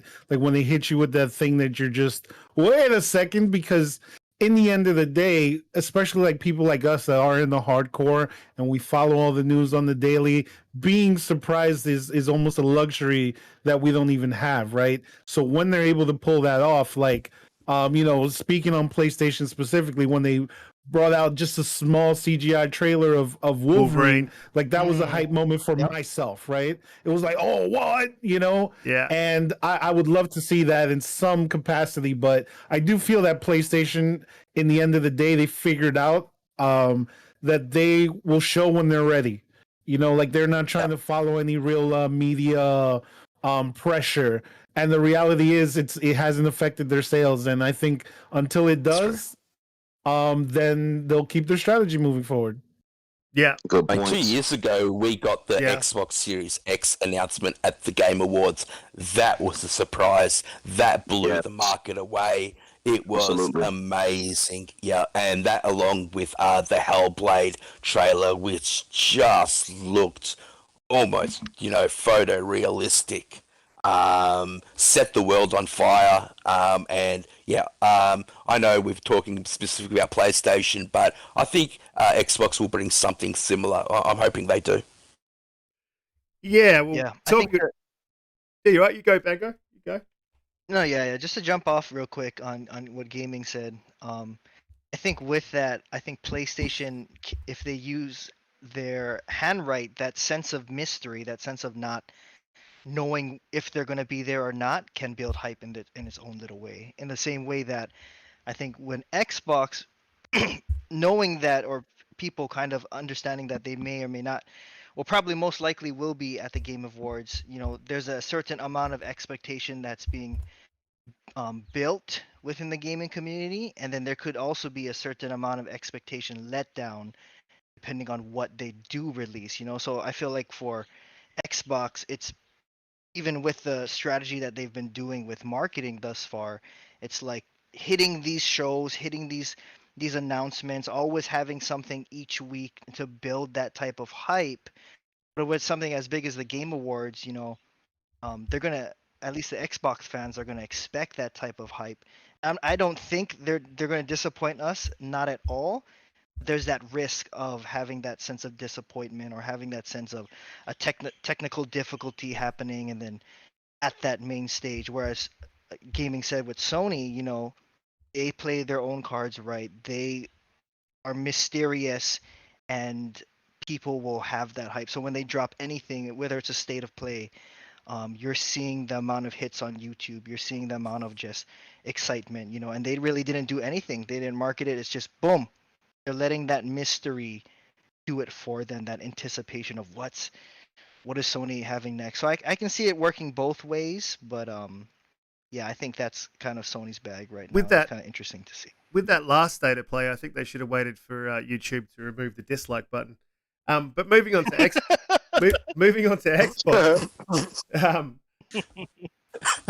We'll start with the unannounced, and then we'll move into what I think, or what we think we'll see from what's already announced. So we've got In Exile, and they're rumored to have a first-person post-apocalyptic shooter. They did just drop the Wasteland DLC, so I'm not sure if we'll see anything from them. You guys heard anything about that? Umbra, have you heard something about that? And do you think we'll see something from NXL this time around? I think what we'll see for the bulk of these studios will be at E3 2022, which we've also heard that from most insiders is going to be massive. If we thought this year's E3 was great, which it was, a 9 out of 10 for me, I think next year is going to be even more ridiculous. And they have Project Cobalt they're working on. They have Wasteland 3 updates coming too. So there are some updates from NXL coming soon for Wasteland 3. But they're working on Project Cobalt, which we've heard from the insider slash writer extraordinaire, Jez Corden, which is a AAA project from them. So I expect great things from NXL. First-person post-apocalyptic shooter. Yep. Yeah. It sounds pretty good. Well, there's quite a few studios that have got unannounced. That look, id, we probably won't see anything from id. They are rumored to be working on Quake, but I think that'll be QuakeCon. You'd be crazy to release anything from that anywhere else other than QuakeCon. Compulsion, again, I think that's a little bit too early. We won't be seeing anything from them. Maybe a trailer, possibly a trailer. It's possible. We haven't heard anything from Compulsion in a while, but Jez as well spoke on that, the game that they're working on, which is, I believe, Jedi. I believe, if I'm not mistaken, some type of steampunk created world, right, or something like that. That's what I heard too, mate. Yep, exactly. Yeah, and it's a third-person action game as well. So I'm actually very, very excited for what they can do. Young studio. Much more team members added over the time. I forgot there was some very impressive add-ons as well. So I'm actually very hyped to see what they do. I don't think that they'll show anything here, but I wouldn't mind if they did. Yeah, well, they got a budget now, so it should be pretty interesting. And we know yes, we won't, they do. we know we won't be seeing anything from the Coalition. They've got an unannounced IP, a smaller in the works. I don't think we'll see anything from them. We're definitely not going to see a Gears for at least two, maybe 3 years, probably 3. So I don't think we'll see any of that there. Undead Labs, though, State of Decay 3. This has been announced, 2019? We got a trailer for that? I think we might see some gameplay for that. I'm not too sure of that possible. either. Yeah, I'm not too certain of that one way or another. I'm still thinking if we do see something like that, it'll probably be at E3. Yeah, everything I've heard about State of Decay 3, I've heard that they're building up a new team, that they're building a whole new engine that's going to be very different to State of Decay 2. They're giving them a lot more time to build up the studio. I think they might have even moved into a new, a new building. So I don't think we'll be seeing any State of Decay now. Maybe at E3. Yeah, absolutely. Another one that we did see, I think it was it last year's Game Awards? The Initiative, Project Dark. Perfect Dark, yes. Yes, it was. That was the big thing at the end. Yeah, that was the big thing that they showed, that Xbox showed last year at the Game Awards. We know that, what is it, Crystal Dynamics working with them on it, was it? Or was it... it's Crystal Dynamics. Crystal Dynamics. Yeah, Dale Gallagher has a really good working relationship with them, and so they've teamed up together. So basically, it's a third-party deal, really. Don't know how far along that game is, but everything I've seen of it looks absolutely amazing. Would love to actually see some gameplay. I know that Phil Spencer has played that game all the way through. I think that's so capped. it is in a playable state. You think that's a cap? So yeah, would love to see more of that. I really do. I think that's a cap for sure. You think that Phyllis Marcus Aurelius Maximus Spencerus would lie to his community? I think he played something, I think he played like a slice of the game.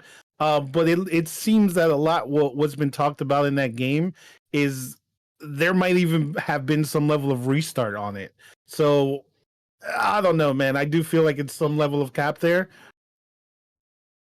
It's possible. I mean, I get where you're coming from with it, but they could have had a more bare bones version that he played through. Yeah.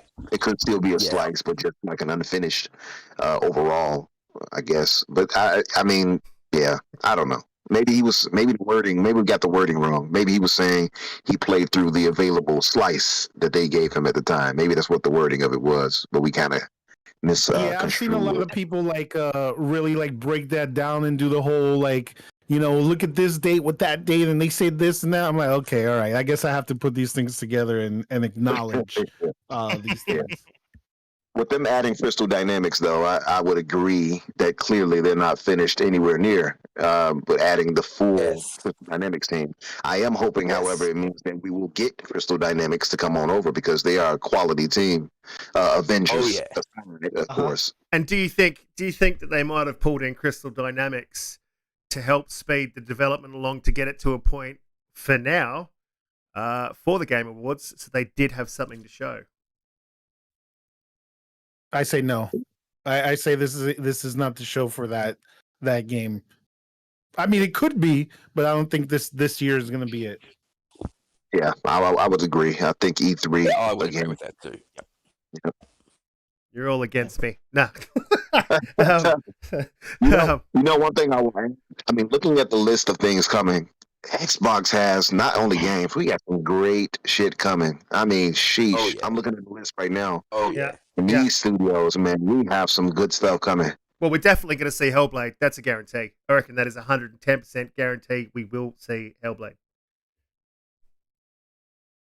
Oh, without question. Hellblade will definitely be there. And so they already set a precedent for it. And we're just waiting. That would be so good. I would love to see more of that game.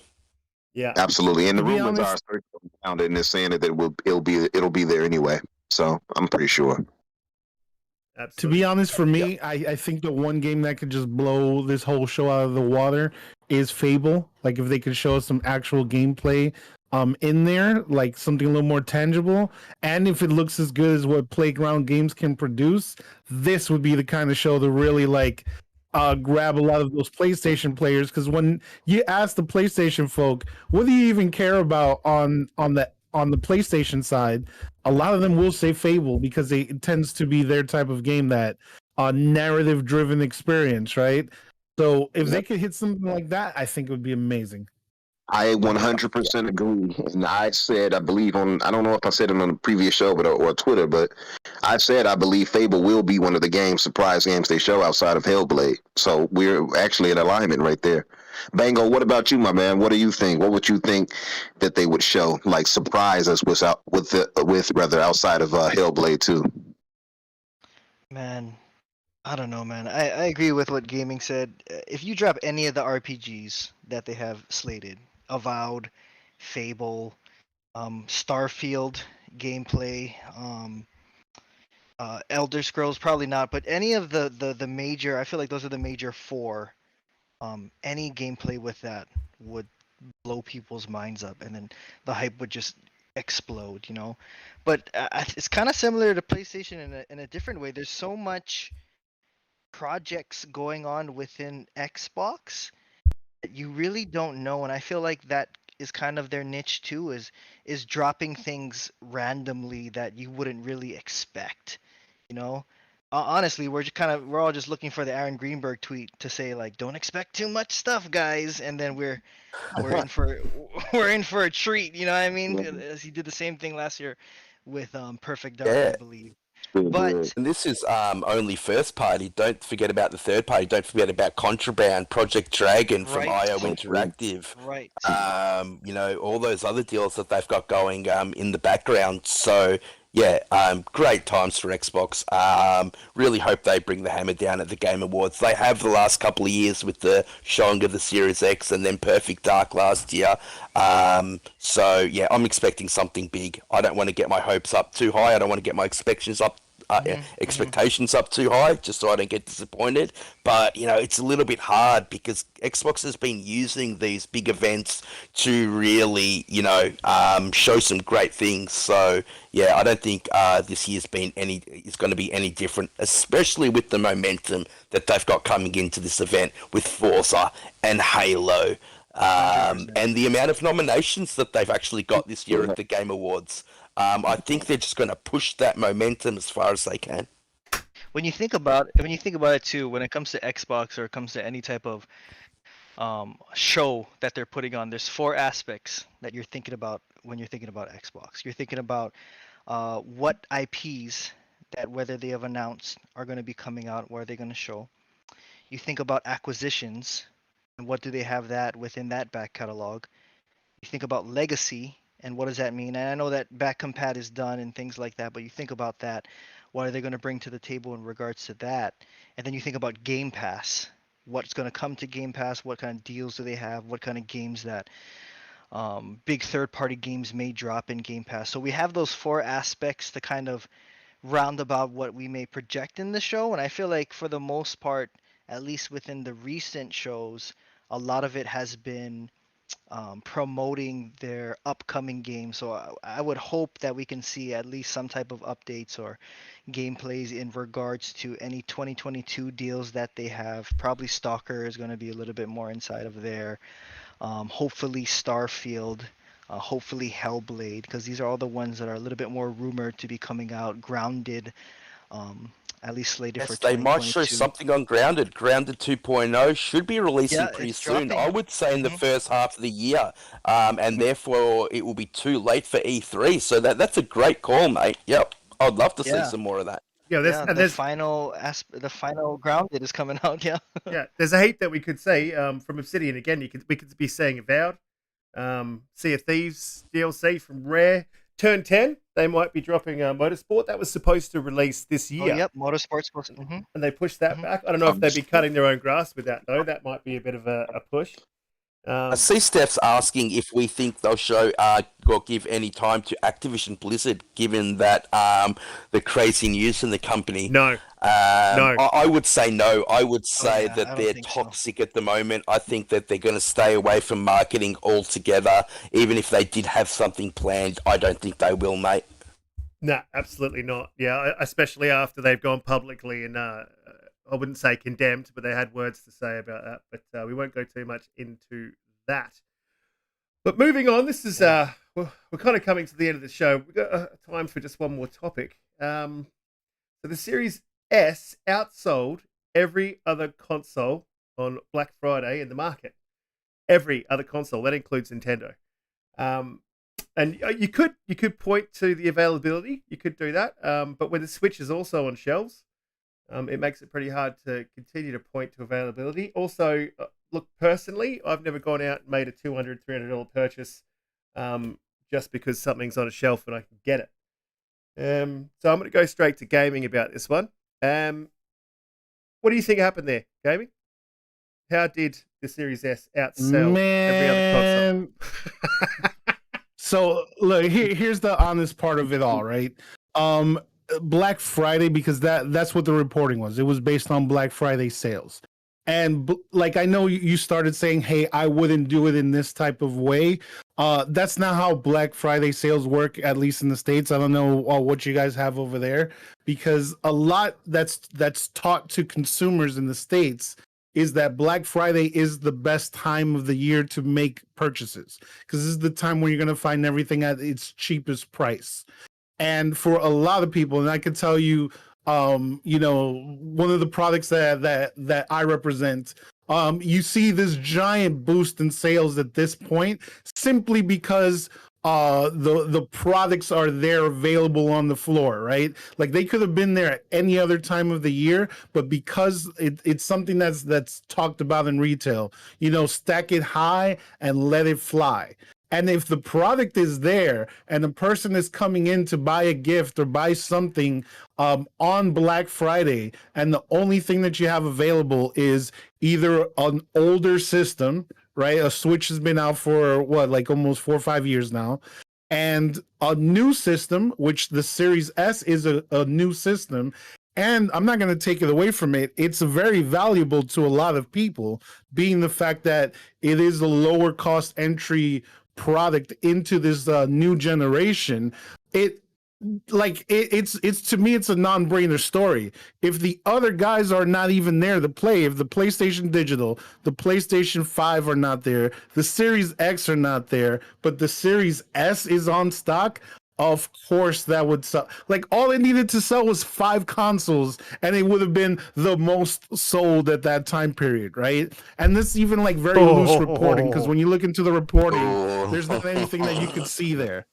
But that's all I'm trying to say. I don't want to take away anything from the Series S, but the story to me was stupid to even bring up, because if the other ones aren't even available, of course it won by default, right? Like if all 5 of us went into a race and then none of you guys showed up except for Umbra, and Umbra is sick right now, you know, he's a sick old man, then I'm already going to win automatically by default, right? So that's pretty much what it is. Now, hang on. Don't forget, gaming, that the Switch has outsold both hang on, the PlayStation hang on, 5 and the Xbox. Hang on. Before we get into this, because I know who the loudest voices are going to be about this one. So Bango, I'm going to give you the floor to say your piece, and then Jedi, Umbra, you guys can have at it. So Bango, what do you think about the Series S outselling? You think it's purely based on the fact that it was on shelves, readily available, or do you think that there's a want, a need for this system in the community? I just like Xbox, and I'm happy for them, and I'm sitting here with my popcorn ready to hear you guys go at it. So that's my take. Xbox is great. Good for them. Pete, have at it. So Yeah, look, I think there was a price drop as well on the Series S. So, and Microsoft played their cards very, very well. I think they held some stock back, made sure that there was a lot of Series S's on the floor. Like gaming said, I think it takes for every one Series X they can build with the silicone, they can build 2 Series S's. So I think they focused on the Series S's for this particular day. The entry level cost is low, yes, but in saying that, they still outsold their competition. And don't get me, PlayStation would have got stock out there for Black Friday. It's when everybody goes Christmas shopping. You know, it's when you can get those sales out there. And also, the Switch has outsold both the PlayStation 5 and the Xbox this entire generation. And there is a new Switch out there, the OLED version. And to say that it's just because of availability, I think is downplaying it. I think this is massive news for Xbox. I think that people are going to be getting this Series X into their home now. They're going to get that 2 weeks or a month free of Gamepass. They're going to realize how amazing this little console is, that it is future-proof, that it is going to be able to play all your next-generation games, and not only that, you're going to get these 400 games on Game Pass. It is going to get so many people into the ecosystem. Kudos to Microsoft, very well played. It is not just due to availability. It was a very smart move on Microsoft's behalf. Well, I happen to agree with Jedi here 100%. I do see where gaming is coming from, and I believe some of that is possibly, partially true. We can't talk in absolutes, but as Jedi pointed out, the Nintendo Switch has outsold the competition all the time. For this now to take over sales of all consoles, that's not some happenstance, and it's not because FOMO, because somebody saw like, well, this is here, but I can't get the X or the PS5, so I'll buy the inferior console. I don't think that's the case, because when I go shopping, I don't buy an off-brand when I want an on-brand just because I want something. I will wait and go back and come back or go to another store. I don't just buy something because whatever I search for isn't there. Not to say that some don't, or some don't do that, but I don't think that's the case, at least not in the numbers where we're seeing here, where it outsold all consoles. Obviously, I believe it was planned by Microsoft to do such. Obviously, they targeted releasing more Series S's than X's, because, as Jedi pointed out, there's 2 made out of every one versus, 2 S's made out of all the silicon versus the 1 for the X. So I think it's purposeful, and I think typically we tend to downplay this S, because the narrative has been that it's this ugly stepchild, right? But it's not. It's a little beast, actually, and it deserves, That's right. Yeah, it deserves more respect. And I think because of the fact that we don't have everybody rocking an LG C1 like myself. Shameless promotion. But many gamers are on 1080p TVs still, or monitors, or 1440p. So the Series S appeals to those types of gamers too, and a lot of casuals, as we spoke about in the space I was in on Twitter.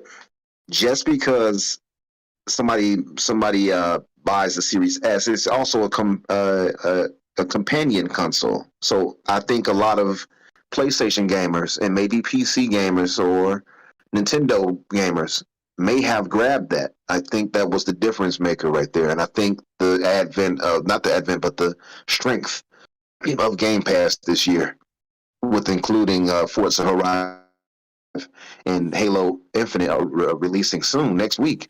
I think that was a major support of it. I think that's mostly why it did so well, personally. Yeah, well said, Umbra. So, thank you. All right. You guys are delusional. That's all I got to say right now. Wait. How could you? Don't wait. Look, man, and the reality of it all is that even right now, I could buy a Series S if I want to. Right after Black Friday, the next day, I could buy a Series S if I wanted to. Nintendo came out with the OLED. That thing has been sold out. You could not buy that on Black Friday. It was sold out. Their combo, what they sold, their package, which is the Black Friday package that they made, which was with the Mario Kart Deluxe 8 SKU, sold out. Even regular Switches were sold out. This is what I'm saying. This is what's maddening about this conversation, because I feel like some people want to turn it into like people are disparaging the Xbox Series S. No, it's a good system for what it is. All the points that you guys made are absolutely factual. But also the facts of it is, if the stock is not available, how are you going to outsell somebody else? It is impossible. You're talking about a race that's not even possible. And to be honest, the Series S has been available for very long period of time on shelves. So it did not take much for them to win Black Friday. It's maddening what I'm hearing right now. Bango, you had something to say? Yeah. I'm sorry, Bango. No. I just wanted to hear your guys' thoughts of the Japan numbers as well. I don't know the Japanese numbers right now, but just to say with gaming, I agree with you to a degree, but I think there is a little, I don't know, I think blind spot when it comes to the narratives, because there are plenty of people online who absolutely shit on the Series S, and they do not want to give it any credence or credit whatsoever. So I think you're partially correct. So I don't want to write you off. I think you're partially correct. I think obviously if you have the supply there, then obviously, and there's no competition really, then you kind of win by default to a degree, right?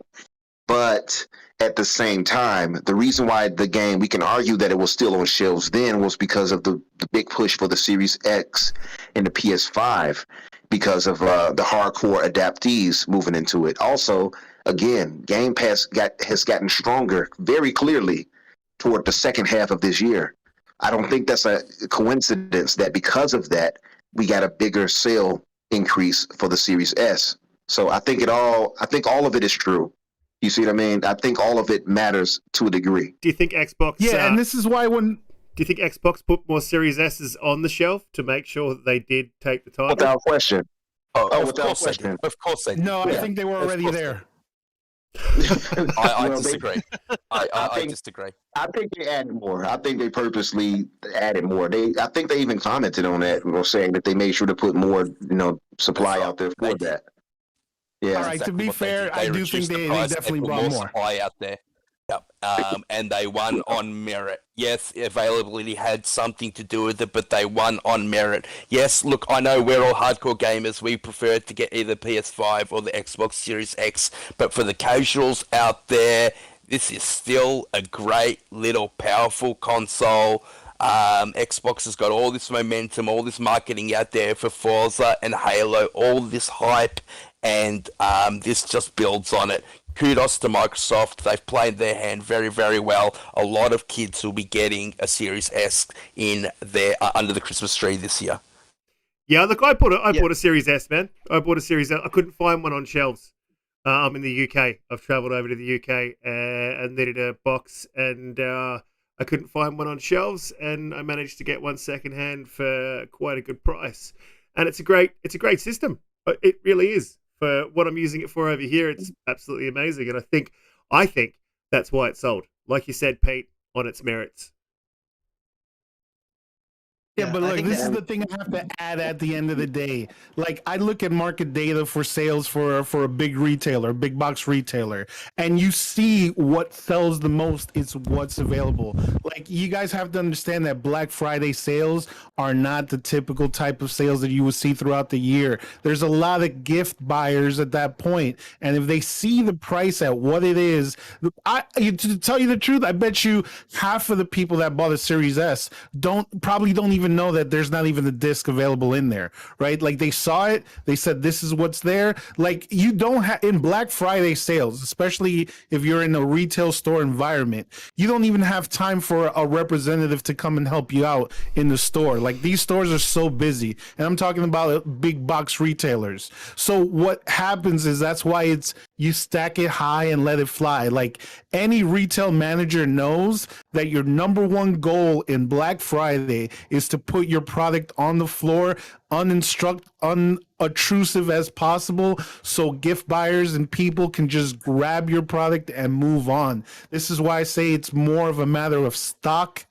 And I'll give, yes, credit due where credit is deserved, that they did make a good product for the price. And that's why I like to stand in that middle ground where I'm not hating on the S, but I also recognize the realities of business. And the reality is of business, if the other guys weren't even there, it's a default win. Look, we understand that gaming. I do understand where you're coming from, but don't you think PlayStation and Nintendo would have held back consoles specifically for Black Friday? They would have also stocked those shelves too. And it's still no, because Black Friday doesn't matter. Black Friday doesn't matter for sales overall. If you keep outselling, if you keep selling out, Black Friday is just a day to incentivize buyers to come and buy, right? But if they were that works for the already PS5, buying, but not for the Switch. Not for the Switch. The Switch hasn't been selling out. There's plenty of stock of yes, it has. The OLED has been selling out. Period. That's their new model, right? So that, like, let's be honest, what we're talking about. We're talking about current gen versus a old system. And at least for the Switch, the OLED sold out. Try to buy it in the States, you can't buy it unless they stock it. And once they stock it, it sells out within minutes. So that's why they don't need something like a Black Friday to push those sales, where the Series S got that boost, right? Like, that's why you never heard about Series S outselling up to this point, because the Black Friday is made to push product. And if they had the product, that's what it is.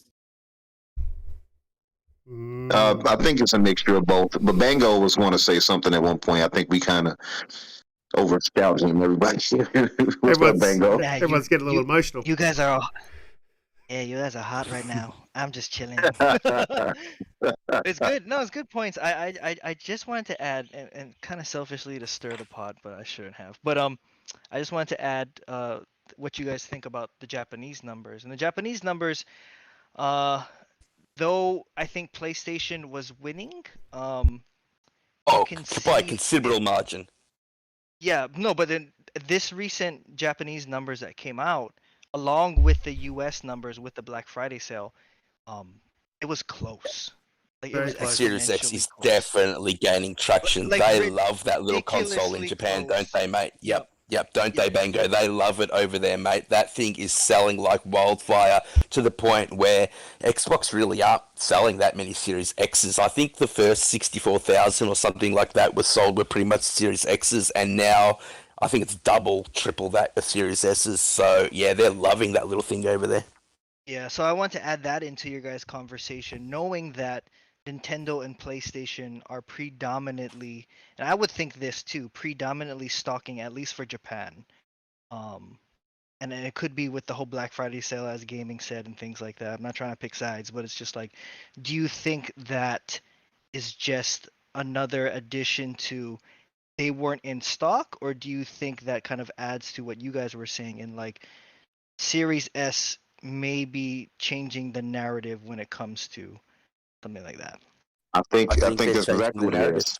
Yeah, Yep. I think that's exactly what it is. I think I definitely agree with gaming to a degree. Black Friday, it's definitely made for what he's talking about, and the stock is there for it.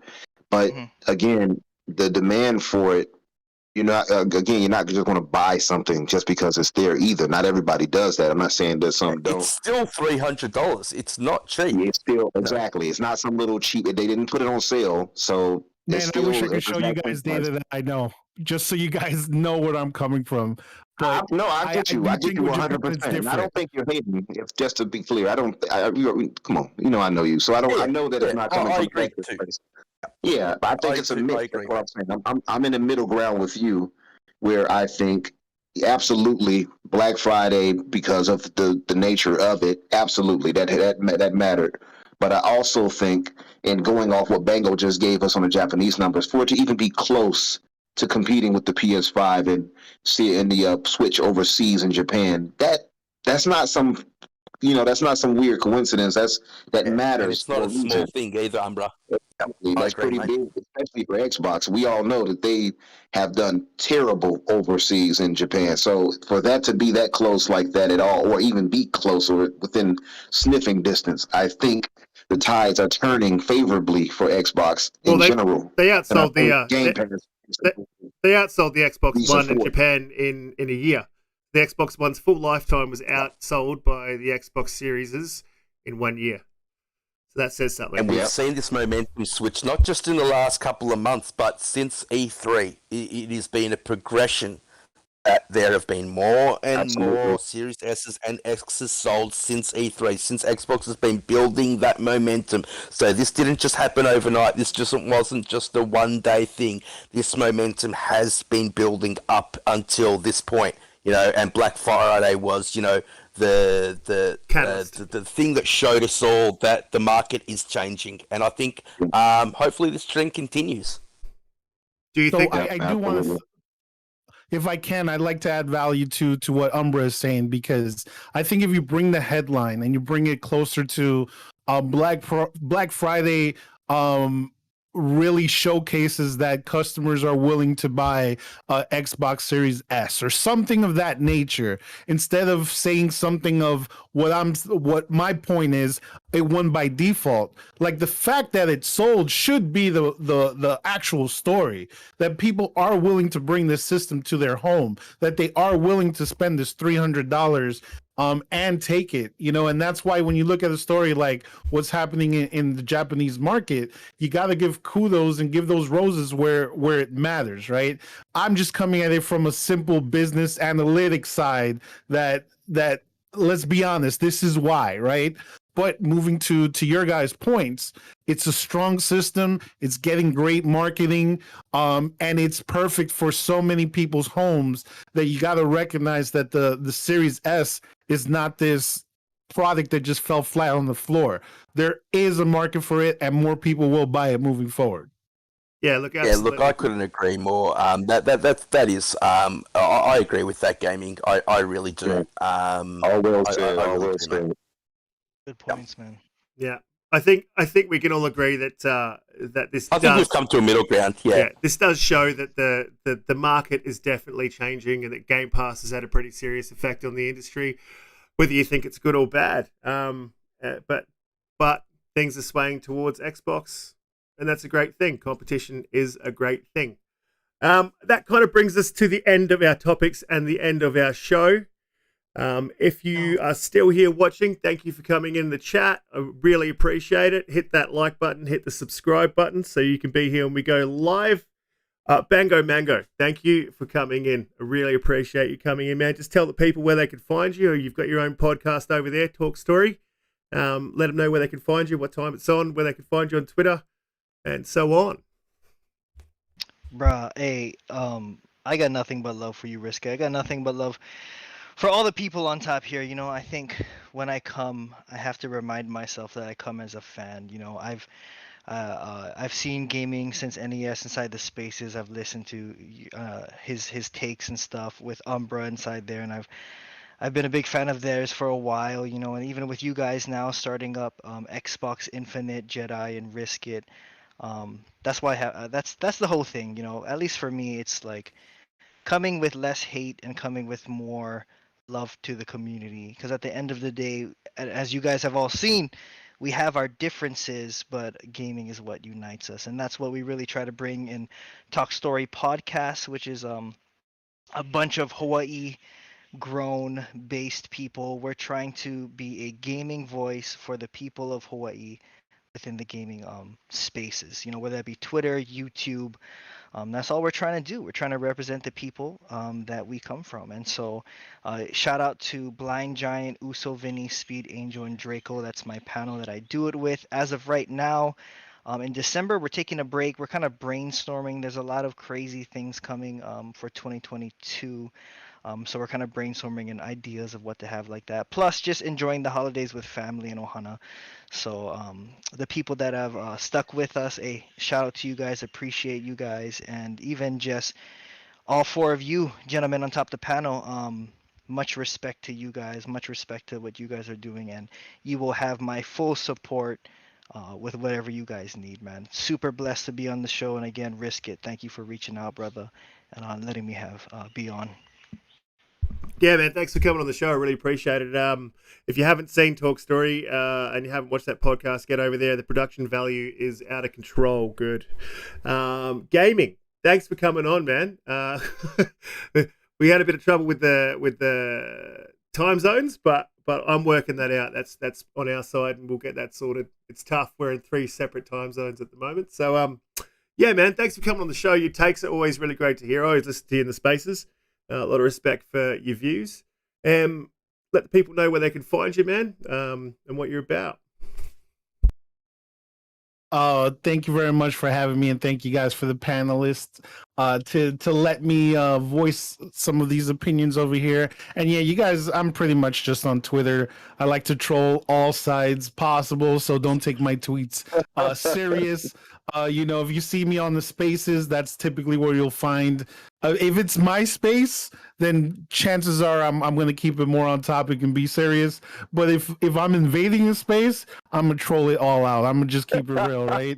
But no, I give big shout out to the boys. You know, Infinite Umbra and I. You know, I'd say he's one of the first I connected with on the Xbox side, and I feel like we've always come to the certain place that we understand that we're coming from a place of honesty. You know, and sometimes like our honesty may be true or false, but we're never trying to grift each other. So I always give a big shout out to that, and you too, Risk It. Thank you for having me, and to the rest of the panel. I love the discussions that we had. So definitely follow me on Twitter if you want some of that trolling. That's what's up. Yeah, I like that. I like that. Invading spaces. That's definitely what I do. Get out there and risk it for the biscuit. Umbra, man, thanks for coming on once again, and thanks for joining the panel on a permanent basis, man. Let the people know what you're up to, where they can find you, and yeah. Yeah, firstly, I want to make sure to give praise to Ohana, Bango, and Gaming for you guys being here. And Brisket mentioned it before, but Bango, I've told you in your show, man, your show quality, just how you guys have it set up is just so top notch. And for you guys to be, what was it like? How many episodes was that? We're at 9 now, bro. 9. 9. When I was on there, I think it was 7 or something like that, maybe. Yeah, I think so. That was spectacular quality. If you guys are not subscribed to this man and his channel, for him and Vinny, please do so. They're spectacular. They're warm and welcoming. I felt literally like family. I'm not going to lie to you. I'm not just saying that. Absolutely. I'm not just saying it to blow his head up. I know he just got through surfing over there and he's chilling and, you know, in his draws or whatever, but it's all good. Damn right, I'm chilling in my drawers. The beauty of this podcast is you can do it in the nude if I wanted to, man. Yeah, hey, but to add, dude, yeah, hey, for anyone that wants to hop in, we welcome anyone to hop on, man. And then if you guys want to know, check out our episode with either Risk It or Umbra. Risk It if you want to know all the deathly animals including emus. Uh, and then Umbra, if you want to know what Pog is, so. I forgot about that. Um, in gaming, my brother, like you said, one of the first people I've connected with on spaces like that on Twitter and such like that. And like you said, we both have a great passion for it, for gaming. And when we talk, we talk honestly. We could be wrong, right? We could have maybe a misinformed opinion. I'm pretty sure I do that often because I speak typically from passion sometimes, and I will skip maybe the facts necessarily on a specific subject. That's just how I am. But I appreciate you as always, just for your comedic timing and great sense of humor on top of your great takes on gaming. I mean, you have if you all haven't been in his spaces or maybe even seen his takes on Twitter, you're pretty solid, brother. I got to give you your credit, and you were great on here today as well. I can see that you're seasoned. This is pretty clear. And just appreciate you two for joining in with us today. Jedi Knight, Peter, and Riskit for the biscuit, my brothers. As always, I appreciate you guys for welcoming me in as well. And as I told the guys last week, Bango and Gaming, I told them, with my name being Infinite Umbra on Twitter, I said basically, this being Xbox Infinite podcast, I'm basically the David Ruffin now. You guys are the Temptations. We back to this It's meant to again. be, man. It was meant to be, brother. Shit.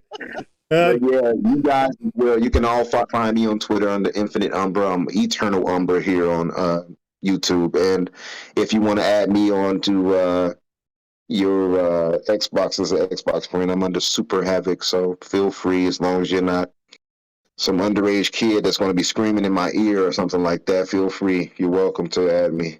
And thank you guys for joining in with us today as far as our viewers in chat. Awesome, man. Awesome.